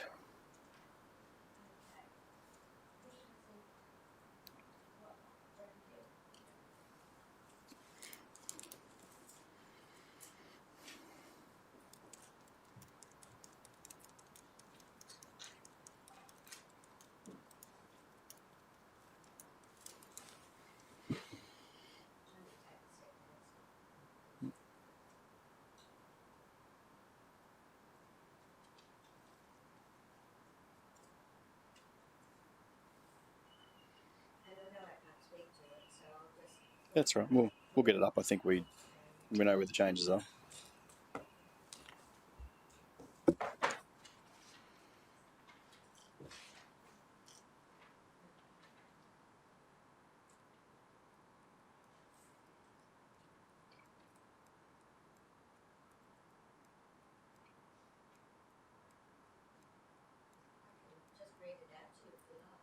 Jody, is that easier if it's a simple change?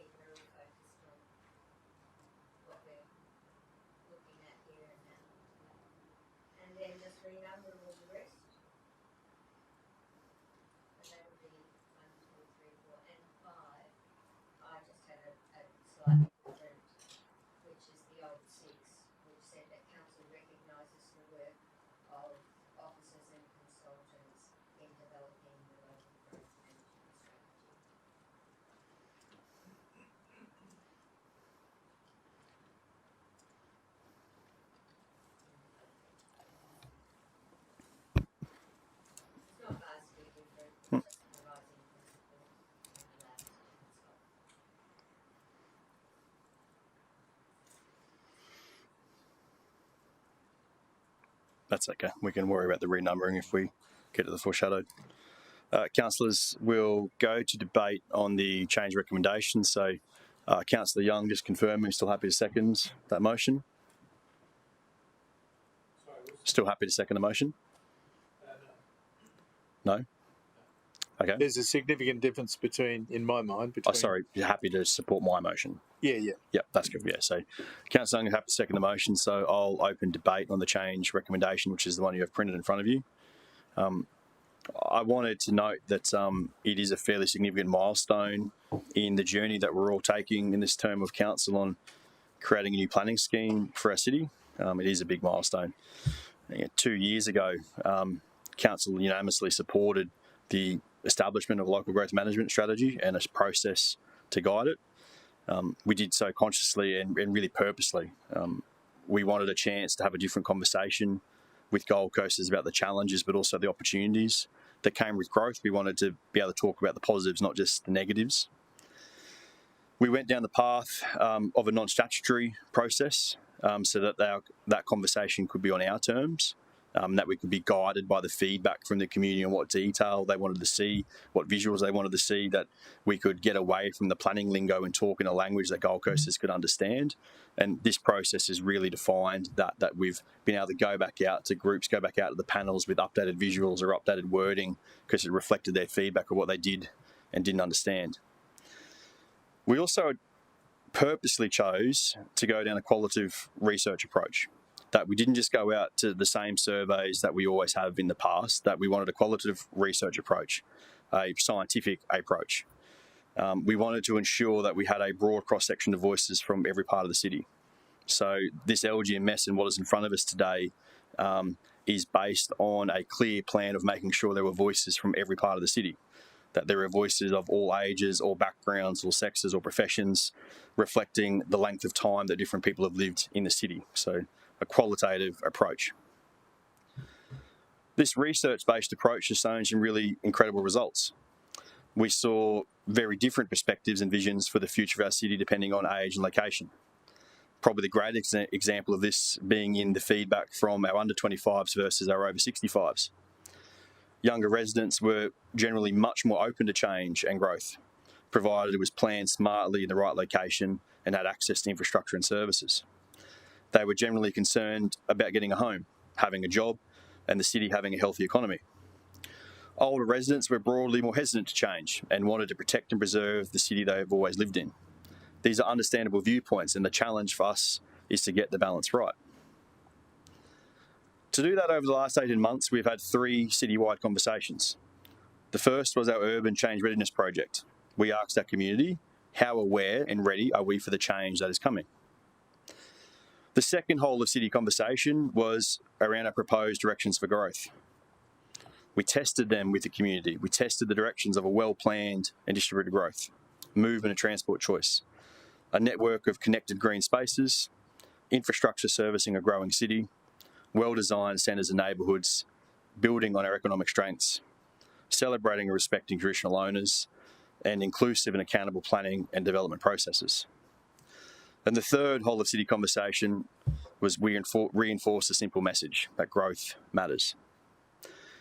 During this qualitative research approach, we had 4,000 people complete very detailed surveys. We had 24,000 people visit our website or start an online conversation through the interactive platform Hello Lamppost. And we had hundreds and hundreds of residents take part in 23 workshops held right across the city. We also purposely chose, when setting the parameters of LGMS, to adopt a 20-year planning horizon. Again, this was done with purpose. The 20-year planning horizon allows us to align with the state government's regional plans, shaping SEQ and the SEQ regional transport plans, which set the regional growth directions to 2046. Aligning the local growth management strategy to the same timeframe ensures the new planning scheme clearly integrates state interests and demonstrates consistency with these Queensland regional plans.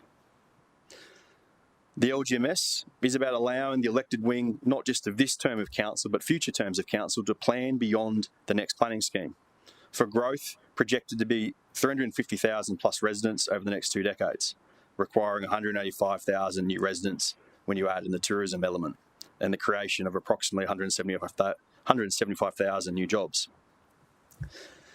Most critically for me, the 20-year horizon has allowed the city to coordinate land use, infrastructure and transport investment in a staged and realistic way, and to look beyond the life of a single planning scheme to guide longer-term change. For the first time in a very long time, this city has approached, as a whole of organisation alongside the planning department, a coordinated 20-year planning horizon.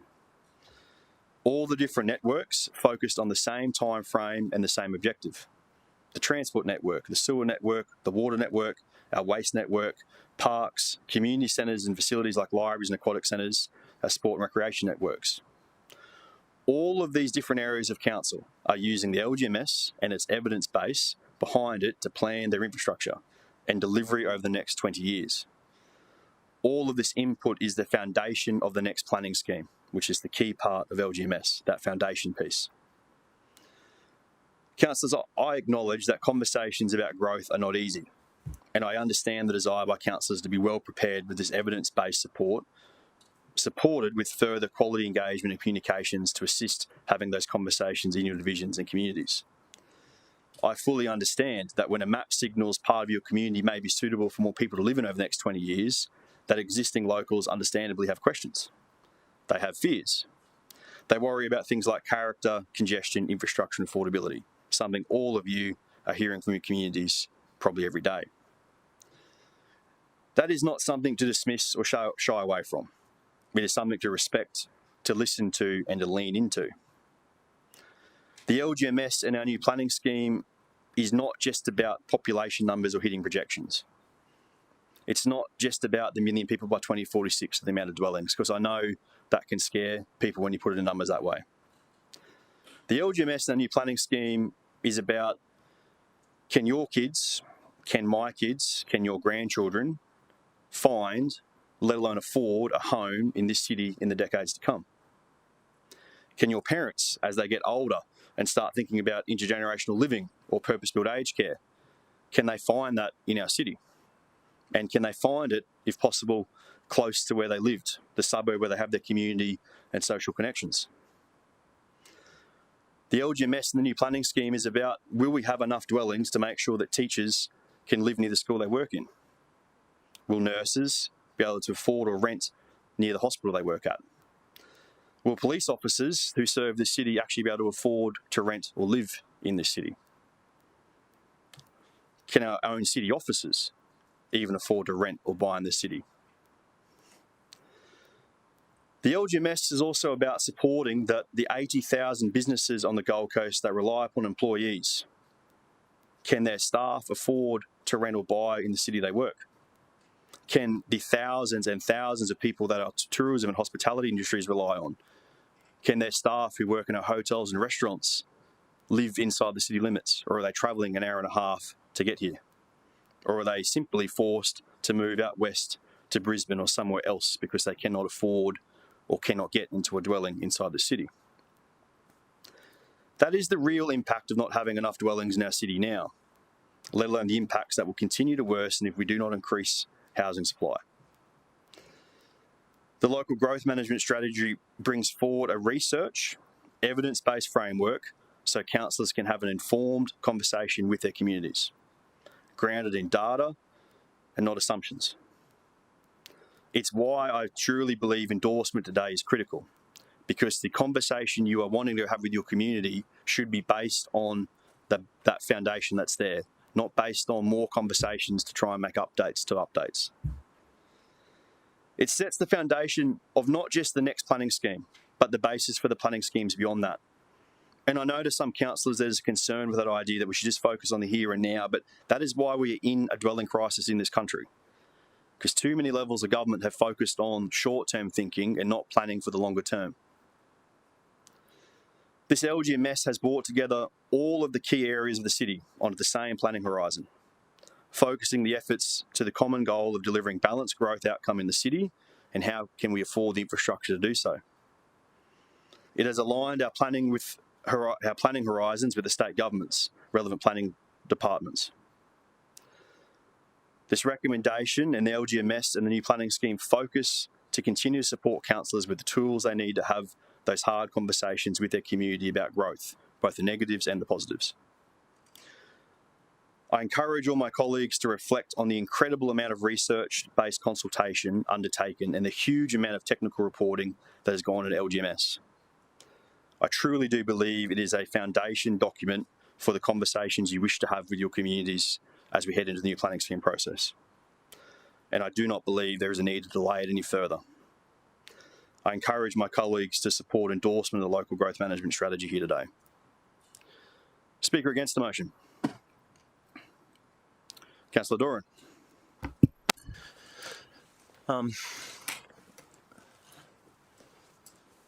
So I've been on the journey with the chair as the deputy chair on the way through the LGMS and through Planning Scheme Advisory Group and throughout with the planning committee and the council since we got elected. And the idea of the concept of having a local growth management strategy, I've supported it all the way through. But there's been times on the way through that we probably would have required liked more information on what this looks like.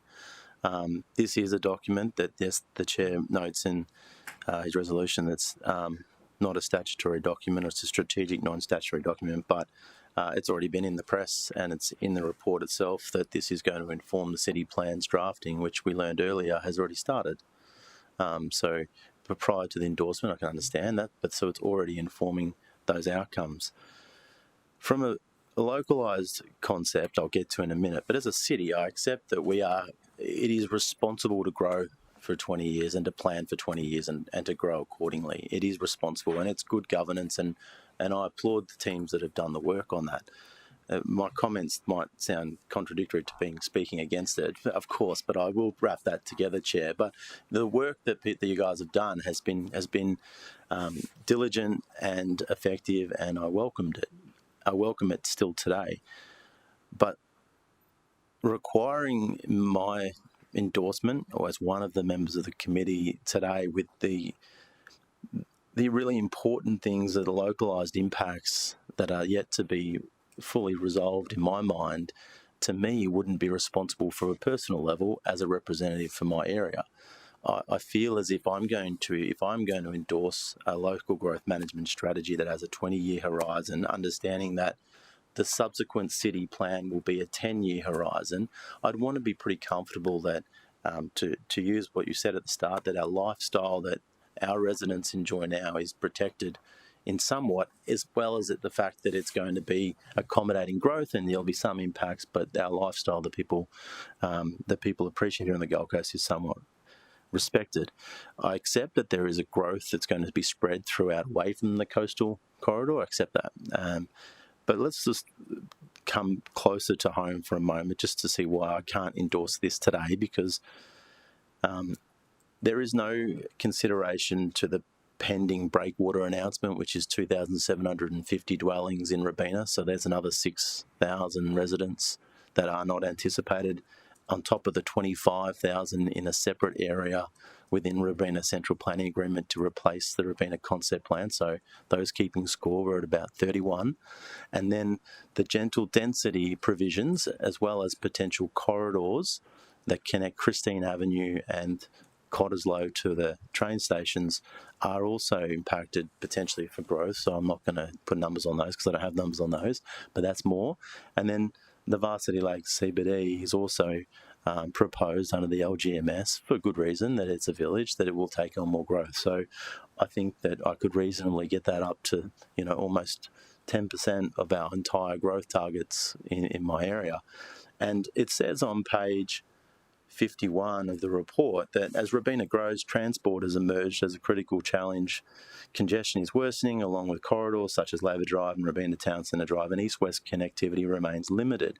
It goes on to say that advocacy is important. I'm paraphrasing, it was put more articulately than that, and that these upgrades are essential to maintaining accessibility, connectivity, and quality of life for residents, workers, and visitors. It also, in the report under the directions for growth in terms of transport connectivity, doesn't reference cars or at all. It references alternative modes, which I accept the city needs to shift. But the pace with which we're shifting, and noted in a report from the Transport Committee last year, is significantly lower than the growth targets, I think almost double digits. And so planning for the growth can't ignore the mode of transport that is the most dominant in the city, and I feel as if this has largely done that. And again, from a localised perspective, that's the biggest challenge in my area. Robina is going to take a lot of the growth, but if you can't get around, you're going to considerably impact its ability to grow under the targets that we're setting. I think that if we then also look at the gentle density, we talk about the fact that I questioned before that the housing lot size suggestions here, 400 does give us a variety of housing typology, but 300 is proposed because it gives us more. And again, but if it's not about supply but variety, then 4 would be the more appropriate target. But we're endorsing 3. So then there's the last question that's still outstanding for mine in the Robina Concept Plan, and how that aligns with the Robina Central Planning Agreement, which has specific equivalent persons that are to be accommodated on the existing growth in terms of infrastructure that is largely absent here, and 25,000 projected population against the 1,000 EPs or thereabouts from the Eastlake DA that we had last time. And so there's a disconnect there that I haven't yet been able to reconcile. So endorsement today is something I'll struggle with.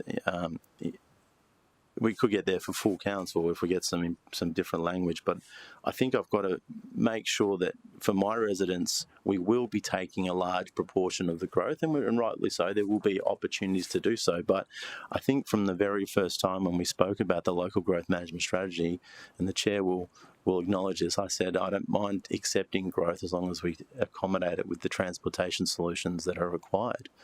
I don't yet have a confidence that we've provided that detail to the community in this document. I'll just close with this. I support the work of a 20-year plan. Robina and Varsity Lakes is a regional economic cluster within the shaping Southeast Queensland regional plan. We do heavy lifting on residential, we do heavy lifting on the commercial supply that we also need to accommodate in terms of employment land outlined in this document. So there's going to be quite an impact there. But in terms of the housing typology, we already accommodate all of those housing typologies. We accommodate the walk-ups, we accommodate the terraced houses, the duplexes, the high-rises. We are a nice little blend of everything that you're looking to do in the city. And so the impacts that I'm referring to are going to be felt wider throughout the network when you start to add more of these in different, especially in the suburban locations. It's going to be traffic, it's going to be parking. And the biggest thing that I get raised with me in relation to planning is you guys don't plan for the future. Clearly not true, so we'll park that one. But you've got to put the infrastructure in before you put the supply in. And I accept that when you're doing a greenfield up in the north, because that's where the greenfield has been, the economics of that doesn't really align, right? You've got to get the housing in, you provide some, and then you build it as they grow. But in the established precincts like Robina and Varsity Lakes, you're going to grow within an existing network. You already have a rating base to be able to put some of that infrastructure in with it.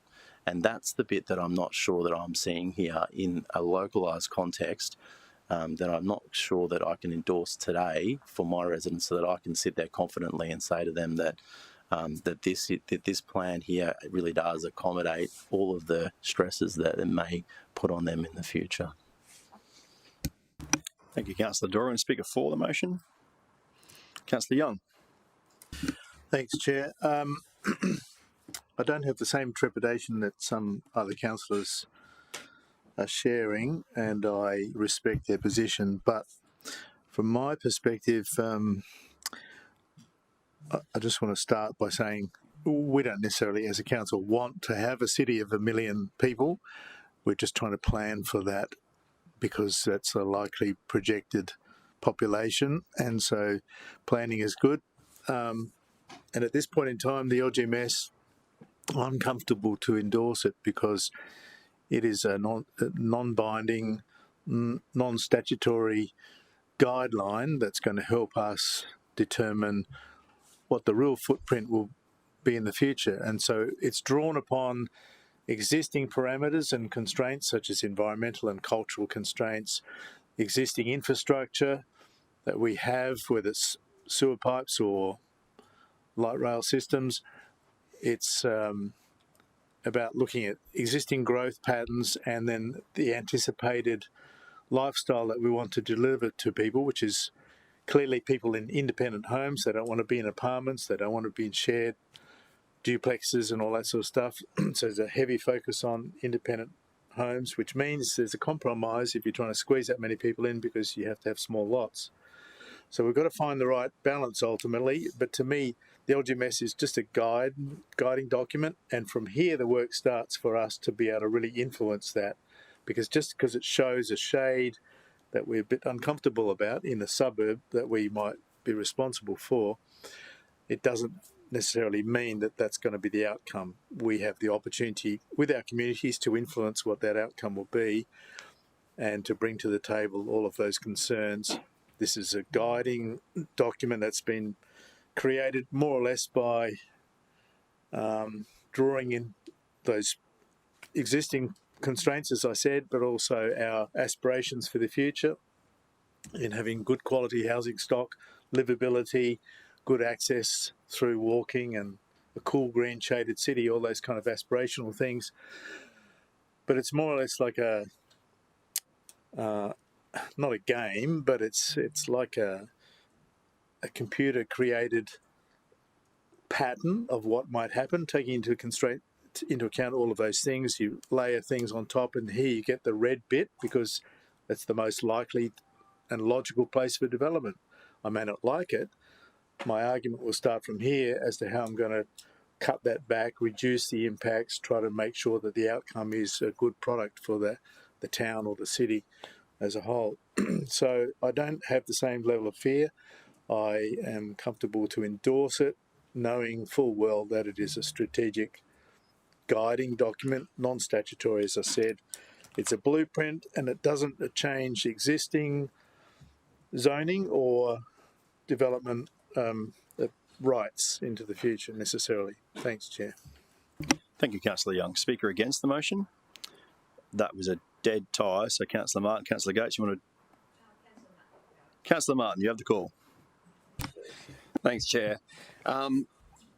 Supportive of the LGMS and its intent and the work that's being done, but for me, at the moment, I don't have the confidence that it's going to deliver on the less reliance and the diversity of housing inland by turning on the tap inland centres, but without, which, you know, I think that makes a lot of sense, is to look to turn on the tap to look at that gentle density, but without any sort of parameters to help assist with controlling coastal. I think I don't have the confidence that just by allowing more development elsewhere will deliver on the objective of less reliance on coastal strip and the diversity of coastal, in that we do have the high and the lows. So I'm really, it's an element that I've expressed keen interest in, obviously, Palm Beach around the high rise. And I think the key part to me, when we talk about alignment, I mean, a key miss for me is the alignment with the Shaping SEQ regional plan, where medium rise is up to 8 stories. 8 stories, 32 metres, but the LGMS proposes 10 stories and 33 metres.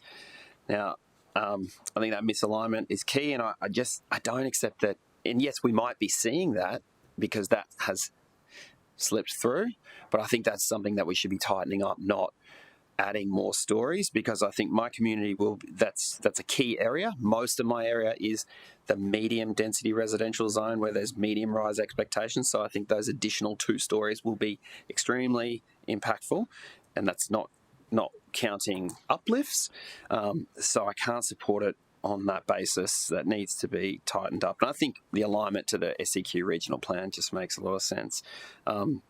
So I'm just concerned about those 2 key elements. I think there's a lot of good things about the LGMS, so it's not, you know, but they are 2 key hurdles that I just can't get on board at this stage with endorsement. Speaker for the motion. Jesus, another dead heat. I think Councillor Patterson might have just had the gun on you, Councillor O'Neill. I'd like to speak to the members of my community who might be wondering what on earth is the LGMS and how does it differ to the city plan? How does it relate to the city plan? I think of the LGMS as the map, the planning scheme as the rule book. The map helps us navigate. It shows where growth could make sense based on infrastructure, services and long-term planning. The rule book, the planning scheme, is what actually governs development, zoning, the heights Councillor Martin refers to, density and built form. That is all in the rule book, which is to come.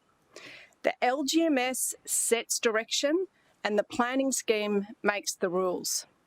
Today, the recommendation is to endorse the map, just the map. I support that. And I look forward to engaging with my community with that map in hand to discuss what we think is okay on that map, What do we want to see built? What do we not want to see built? So that we can then work out what goes in the rule book to set the rules on development and growth. So what is actually allowed.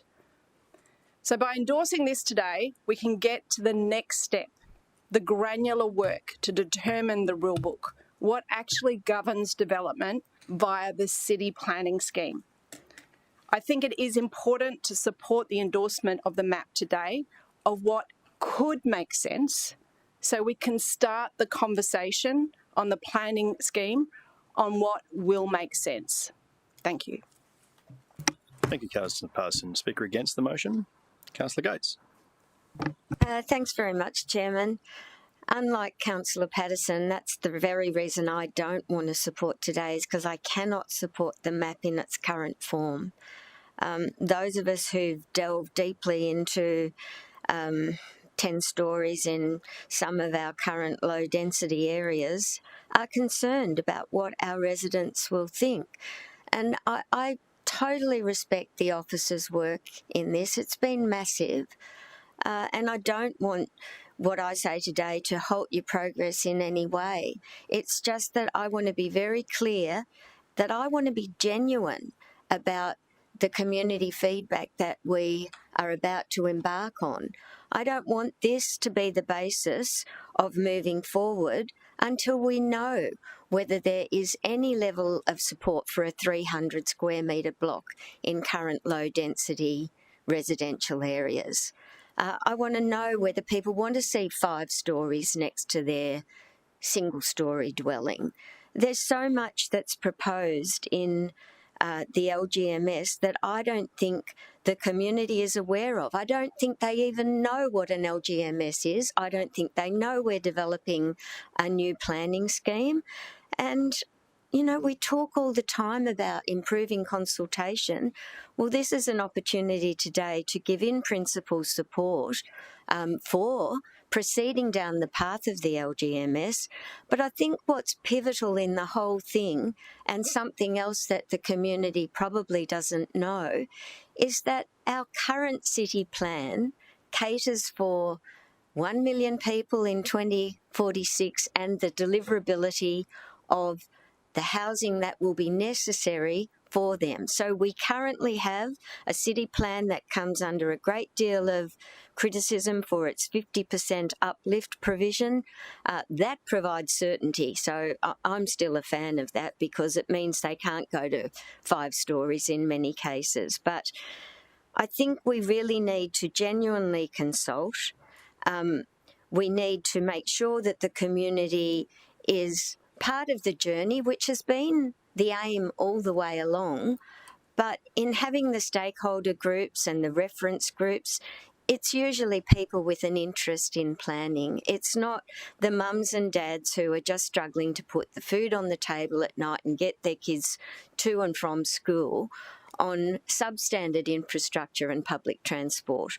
So the questions for me have not been answered as yet. I respect the work that's done. I don't want to slow it down. I recognise that it's a non-statutory and non-binding document, but I want to be genuine about the way we consult with the community and use the information that comes back to us to do what the Acting Mayor suggested at the breakfast on Friday and use this as a critical document to inform the development of our new planning scheme. I agree that it is critical. I just would like to see the maps refined before I actually endorse a product that I don't know how it will result. Thank you. Thank you, Councillor Gates. Speaker for the motion, Councillor O'Neill. Thanks, Chair. And can I endorse some of the comments that that Peter made? And I've really enjoyed the process to date of the local growth management strategy. And I think that we saw in the urban readiness, especially from people from my division, that we need to, that there will be growth, but we need to spread that growth rather than having it, and I'm talking about my area in particular, all along the coastal areas. So I think that we've gone about it in the right way. And I do appreciate that the mapping in the strategy is broad, and we will get detailed mapping of our areas, and I welcome that, to be able to speak to my residents about that, because that's very important. And I don't think that just because there's in a 20-year strategy there is, colours on a map to say that there could be growth here, that doesn't mean to say that there will be. And I think that when we move into the next stage of engagement with the residents, we'll know loud and clear where they want to see that growth. So I'm happy to endorse this today, and thank you for all your work. Thank you, Councillor O'Neill. Speaking against, Councillor Fowler. Thank you, Chair, and through you, similar to what's all been said, so I won't go on too long, but I think my position really is that I don't support some elements of the map. I have talked about some of those concerns that I do have with city officers, and I'm currently working through those. That's why I can't support an endorsement of a strategy when I still have issues and concerns to progress. I just think we need more time. I think there's still questions to be answered. Like I said, I was still getting some answers to some of my concerns last night. Requiring my endorsement today would be the further clarification on those, not just for my local area, but I do have questions and concerns across the city as well. It's a 20-year strategy. I don't think we should be rushing this. I feel we should be taking the time. And for some of us who aren't along for the journey and aren't part of all the consultancy groups, we attend a workshop, which is really useful, and I've had a couple of 30-minute briefings since then. It's just not enough time. So I just think that perhaps by council, if I had more time with the team, I could get there to an endorsement, but certainly I don't feel comfortable getting there today. I also do think, Chair, that I agree with you. It's really important that we do have the evidence-based tools to answer questions about potential density, infrastructure planning, our protection of the open spaces in our area, our natural environment protections. I just don't think that currently we have the right tools to have those informed conversations with our community. And I feel that if we did have those sort of questions and concerns coming through from our local community, that while we may be able to answer them at a very high level, I don't think that we are in a position, well, I am, as an elected representative, to get into the granular detail. So I don't feel comfortable progressing at this stage with an endorsement. Don't think there's anyone left to speak, so I'll close debate. Thank you all for putting forward your positions and opinions on why you'll either be supportive or not supporting this today. There's a few points I wanted to round back on and maybe clarify on a couple and offer my opinion on a couple. I just wanted to clarify a point from Councillor Gates about the consultation, and I don't think it was her intent in the suggestion, but the consultation that's been done on this has been very genuine to date. It has been a different kind of consultation than what we've done before, where typically we go out through the GCAVIA survey and hear from the same people, and we kind of already know what they thought. Like, we purposely engaged a consultant to do a research-based approach to get a broad cross-section. We have black and white data to show the age and sexes and backgrounds of where this information came from, what informs that evidence base. So I just wanted to be very clear that I think the consultation done on this has been exceptional. That while we could have just thrown it out to the entire city the normal way we'd do it, we know what kind of results that gets back. We know who we hear back from. That we've actually got voices representing the entire Gold Coast informing this, which is not something that has been done before. The timing thing is an interesting one. This has been nearly 2 years in the process. I didn't count how many times there's been updates through committees and LGMS, but they've been pretty regular. I think it's important too to note that those committee items would have included endorsement of the technical report and of the Growth Matters report. Like, all of the information that some of you have kind of pointed to that maybe you weren't aware of has been in the reports. Definitely the technical report, when endorsed by committee and by council, everything that is on that map was in the technical report. The map is just a visualisation of everything that's in the technical report, which is incredibly comprehensive and has the input of every single one of the internal network owners into that. There was my next point, was just on that map. It is just a visual representation of the technical report. It is what this committee and council asked for, was we wanted a report that showed if we're going to take an infrastructure-led planning approach, we need evidence of where that is. That's in the technical report. completely agree with Councillor Young and Councillor Patterson and O'Neill that the map isn't something to be scared of. It is just a visual representation of where there is infrastructure availability that could support growth. It does not in any way, shape or form say that it will happen there or has to happen there. It's just where it could.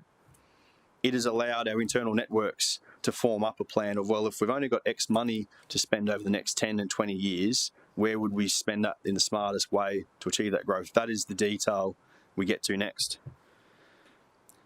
I think what we've heard as a common theme today is that while the LGMS was definitely a whole of city strategy, every councillor immediately goes to the division, which I understand why, but I'm going to ask you in this that the whole point of LGMS was to have a whole of city conversation, that we needed to not get divisional straight away. Like, it was purposely done that way because your divisions and where the boundaries currently are, they move. They're lines in a map.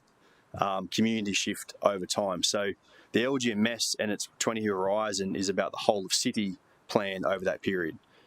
The new planning scheme and the granular detail, the zonings, the densities, that's where your opportunity as divisional councillors to work with your community sits. So I kind of disagree with this kind of a suggestion that we wanted to get into the granular and LGMS with our community. That was never the point of it, and that was never part of the plan.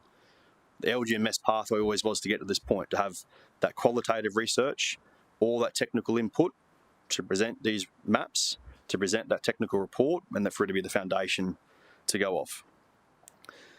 I'm just going to finish by clarifying again what I think nearly all of you have said in amongst your contributions, was that this isn't statutory, it's not non-binding. To Councillor Taylor's point, and I know to a couple other councillors on a committee, you share a similar concern. Is it a signal? Absolutely. Unbiased signal. It is a signal to the existing community and future community of where growth could occur in the next 20 years. Could occur. It is demonstrating where there is infrastructure that could take more growth, not that it has to or that it will. It would not be the first time, and we do it pretty regularly, where there's a strategy, very glossy document put forward, a strategy in it, and we don't follow it exactly.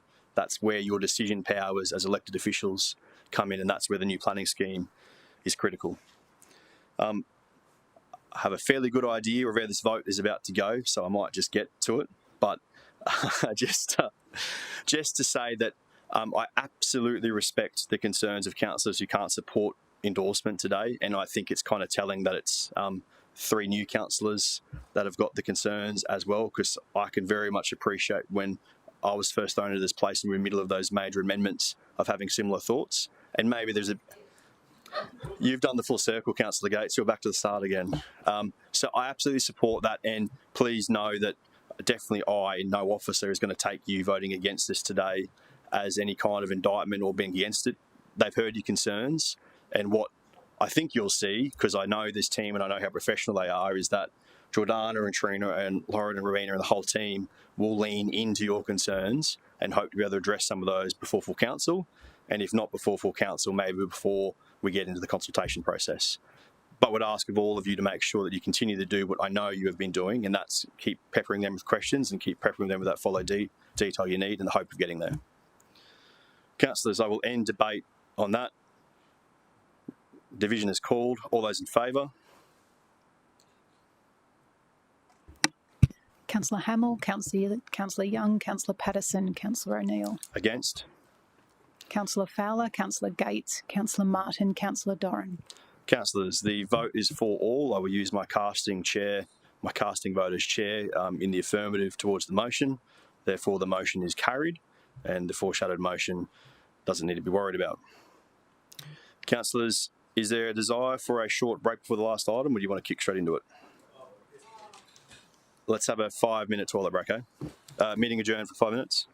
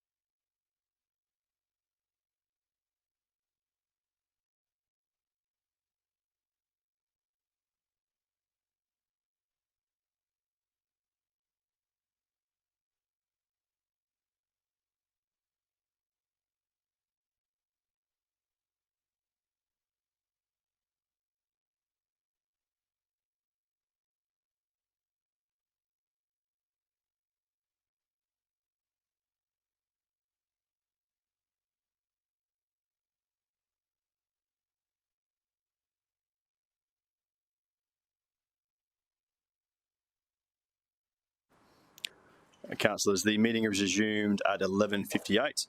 It brings us to our last item of the day, 6.5. We welcome the EGM for Environment, Heritage and Resilience, Brett Brogan, up to the front table. I believe we've got a presentation, Brett. We do, Chair. Amelia has the presentation ready to go. Very good, please. Through the Chair, good morning, councillors.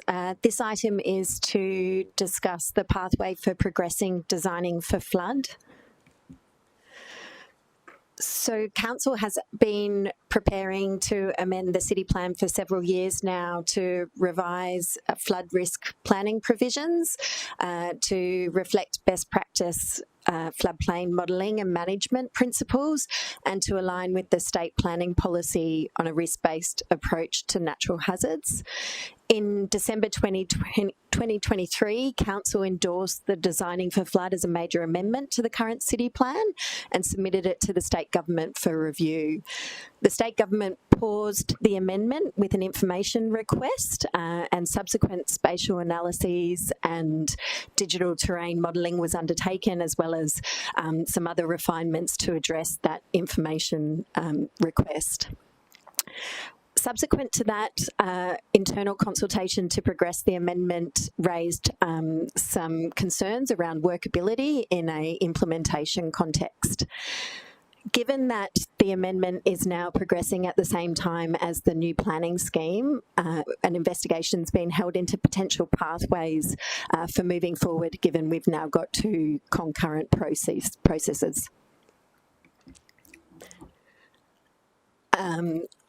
So in terms of designing for flood, it really is seeking to meet current legislative requirements and update the flood risk planning provisions in the current city plan.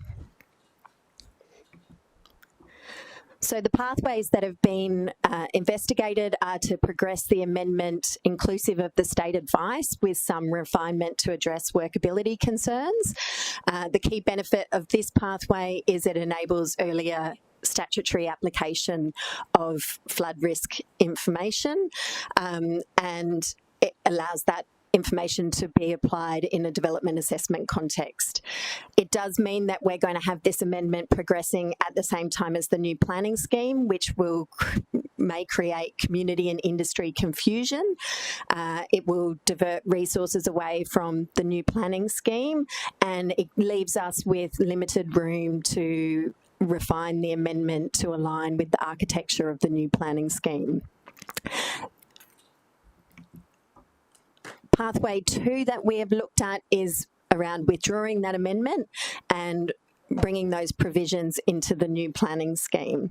So this avoids that dual processes occurring at the same time. It enables resources to focus on the new planning scheme. It ensures better alignment with the new planning scheme, and we'll be able to work on some of those concerns around workability. The key risks associated with this pathway is it will delay the application of that flood risk information in a development assessment context. So there is some risk to people and property as a result of that. So the new planning scheme would mean, if we go by new planning scheme timeframes, that this information is there for late 2027. So the resolution that we're looking for today is to take the Designing for Flood amendment and retract it and roll it into the new planning scheme to ensure that better alignment. Okay, so the recommendation is that Council Committee endorse Pathway 2, which is the one on the screen, which as mentioned is to withdraw the current amendment up with the state government, align this work with the new planning scheme and go from there. Can I just check in regards to the TLPI that is required for extension, are we dealing with that as part of this, or is that a separate report? The TLPI will be brought to committee in March. So, yeah, the current TLPI for Gurungamba, it expires in August. So by either pathway, we need to seek an extension, a remake of that TLPI. So we'll be bringing that forward. Took the words out of my mouth. Either way, we're going to have to do that. So that's coming to March committee? Yes. Okay. Councillors, questions on this very historical and long piece of work on the flood work. Councillor Martin. Thanks, Chair. I'm just trying to recall a previous ministerial letter. I think it was from around that, and this was to be granted, but no further, amendments or would be undertaken. I think it was when the former government were in, and so I'm just seeking to understand, has this been sort of tested with the state department, and are they okay with that being worked into the new scheme? Through the chair, in terms of the previous advice, that was regarding the TLPI, and there was an encouragement under the previous government to not seek further TLPI. Yeah. Discussions through the new planning scheme with this state government have raised some of these matters, and we have an indication that running two processes concurrently, there's a recognition of what that means in terms of resourcing and also alignment with the new planning scheme. Okay, all right, thank you. Any other questions, councillors? Okay, I'm happy to move the recommendation and would seek a seconder. Councillor Fowler, thank you. I'll just speak to it very briefly. This piece of work has been ongoing long before I was elected. It comes on the back of the Brisbane floods and some changes in the previous state government's planning policies around the risk approach in these hazard areas. It's fair to say that it's a piece of work that's then trying to implement how you practically use a risk-based approach around not just flooding hazards but other hazards has been difficult for not just our local government but other local governments to grasp and deal with yet. Some of you might have seen some of the issues that have occurred in some of the local governments, like Logan is the main example, but Ipswich and others have had some issues too where were ahead of us or have managed to get flooding updates into planning schemes before us, and it's caused some issues. So I'm very comfortable with the idea that while it would be lovely to have this piece of work done, and I can appreciate for officers who have been on this journey, some of them since the start, that it'd be great to have it off. But I really do think that the extra time, the chance to align with the planning scheme, and hopefully the chance with the state government's review of the state planning provisions, that it might give a bit more clarity of what expectations are around risk in this space and how we put practical assessment benchmarks in our planning scheme that don't become the next 50% uplift test issue for us in the future. So very happy to support today. Is there a speaker against the motion? In that case, I'll close debate and we'll take the vote. All those in favour? That is carried unanimous. Councillor Patterson, I believe you've got a GBI for us. Yes, I do. Thank you. This stemmed a trigger out of one of the application that we looked at earlier today, and I think it's time we call a ban on the developer plant species. So I'm standing up here for diversity. The plant, which is referred to, is known as Xanadu, Philodendron Xanadu. You will see it everywhere. It's colloquially known as the developer plant because it's what gets thrown in, because it grows, it stays green. So yes, that's my recommendation. It has been something that's been discussed. It's been that it's not ideal, but I think we just need to call it out. We have. Do you want me to speak now, or you want me to? Do you want to say? Just going to ask. I'm aware that you had this conversation with the EGM, so Alicia, Yes. could you maybe provide some context? Because I don't believe this is the first time this has been raised, and I think the GBI today comes about because of Councillor Patterson's frustration that possibly previous decisions of council aren't being reflected in development outcomes yet. Through you, Mr. Chair, I'm not sure if we've done a GB on. I certainly know it's been raised by Councillor Patterson on the floor when we presented Yes. DAs and so things when, like that. and I had a softer GBI prepared, and looking at it with Ms. Swain, she thought that just be straight and go with what I'm calling for here. If people want to see a report on it, I don't want to have to put the officers through that.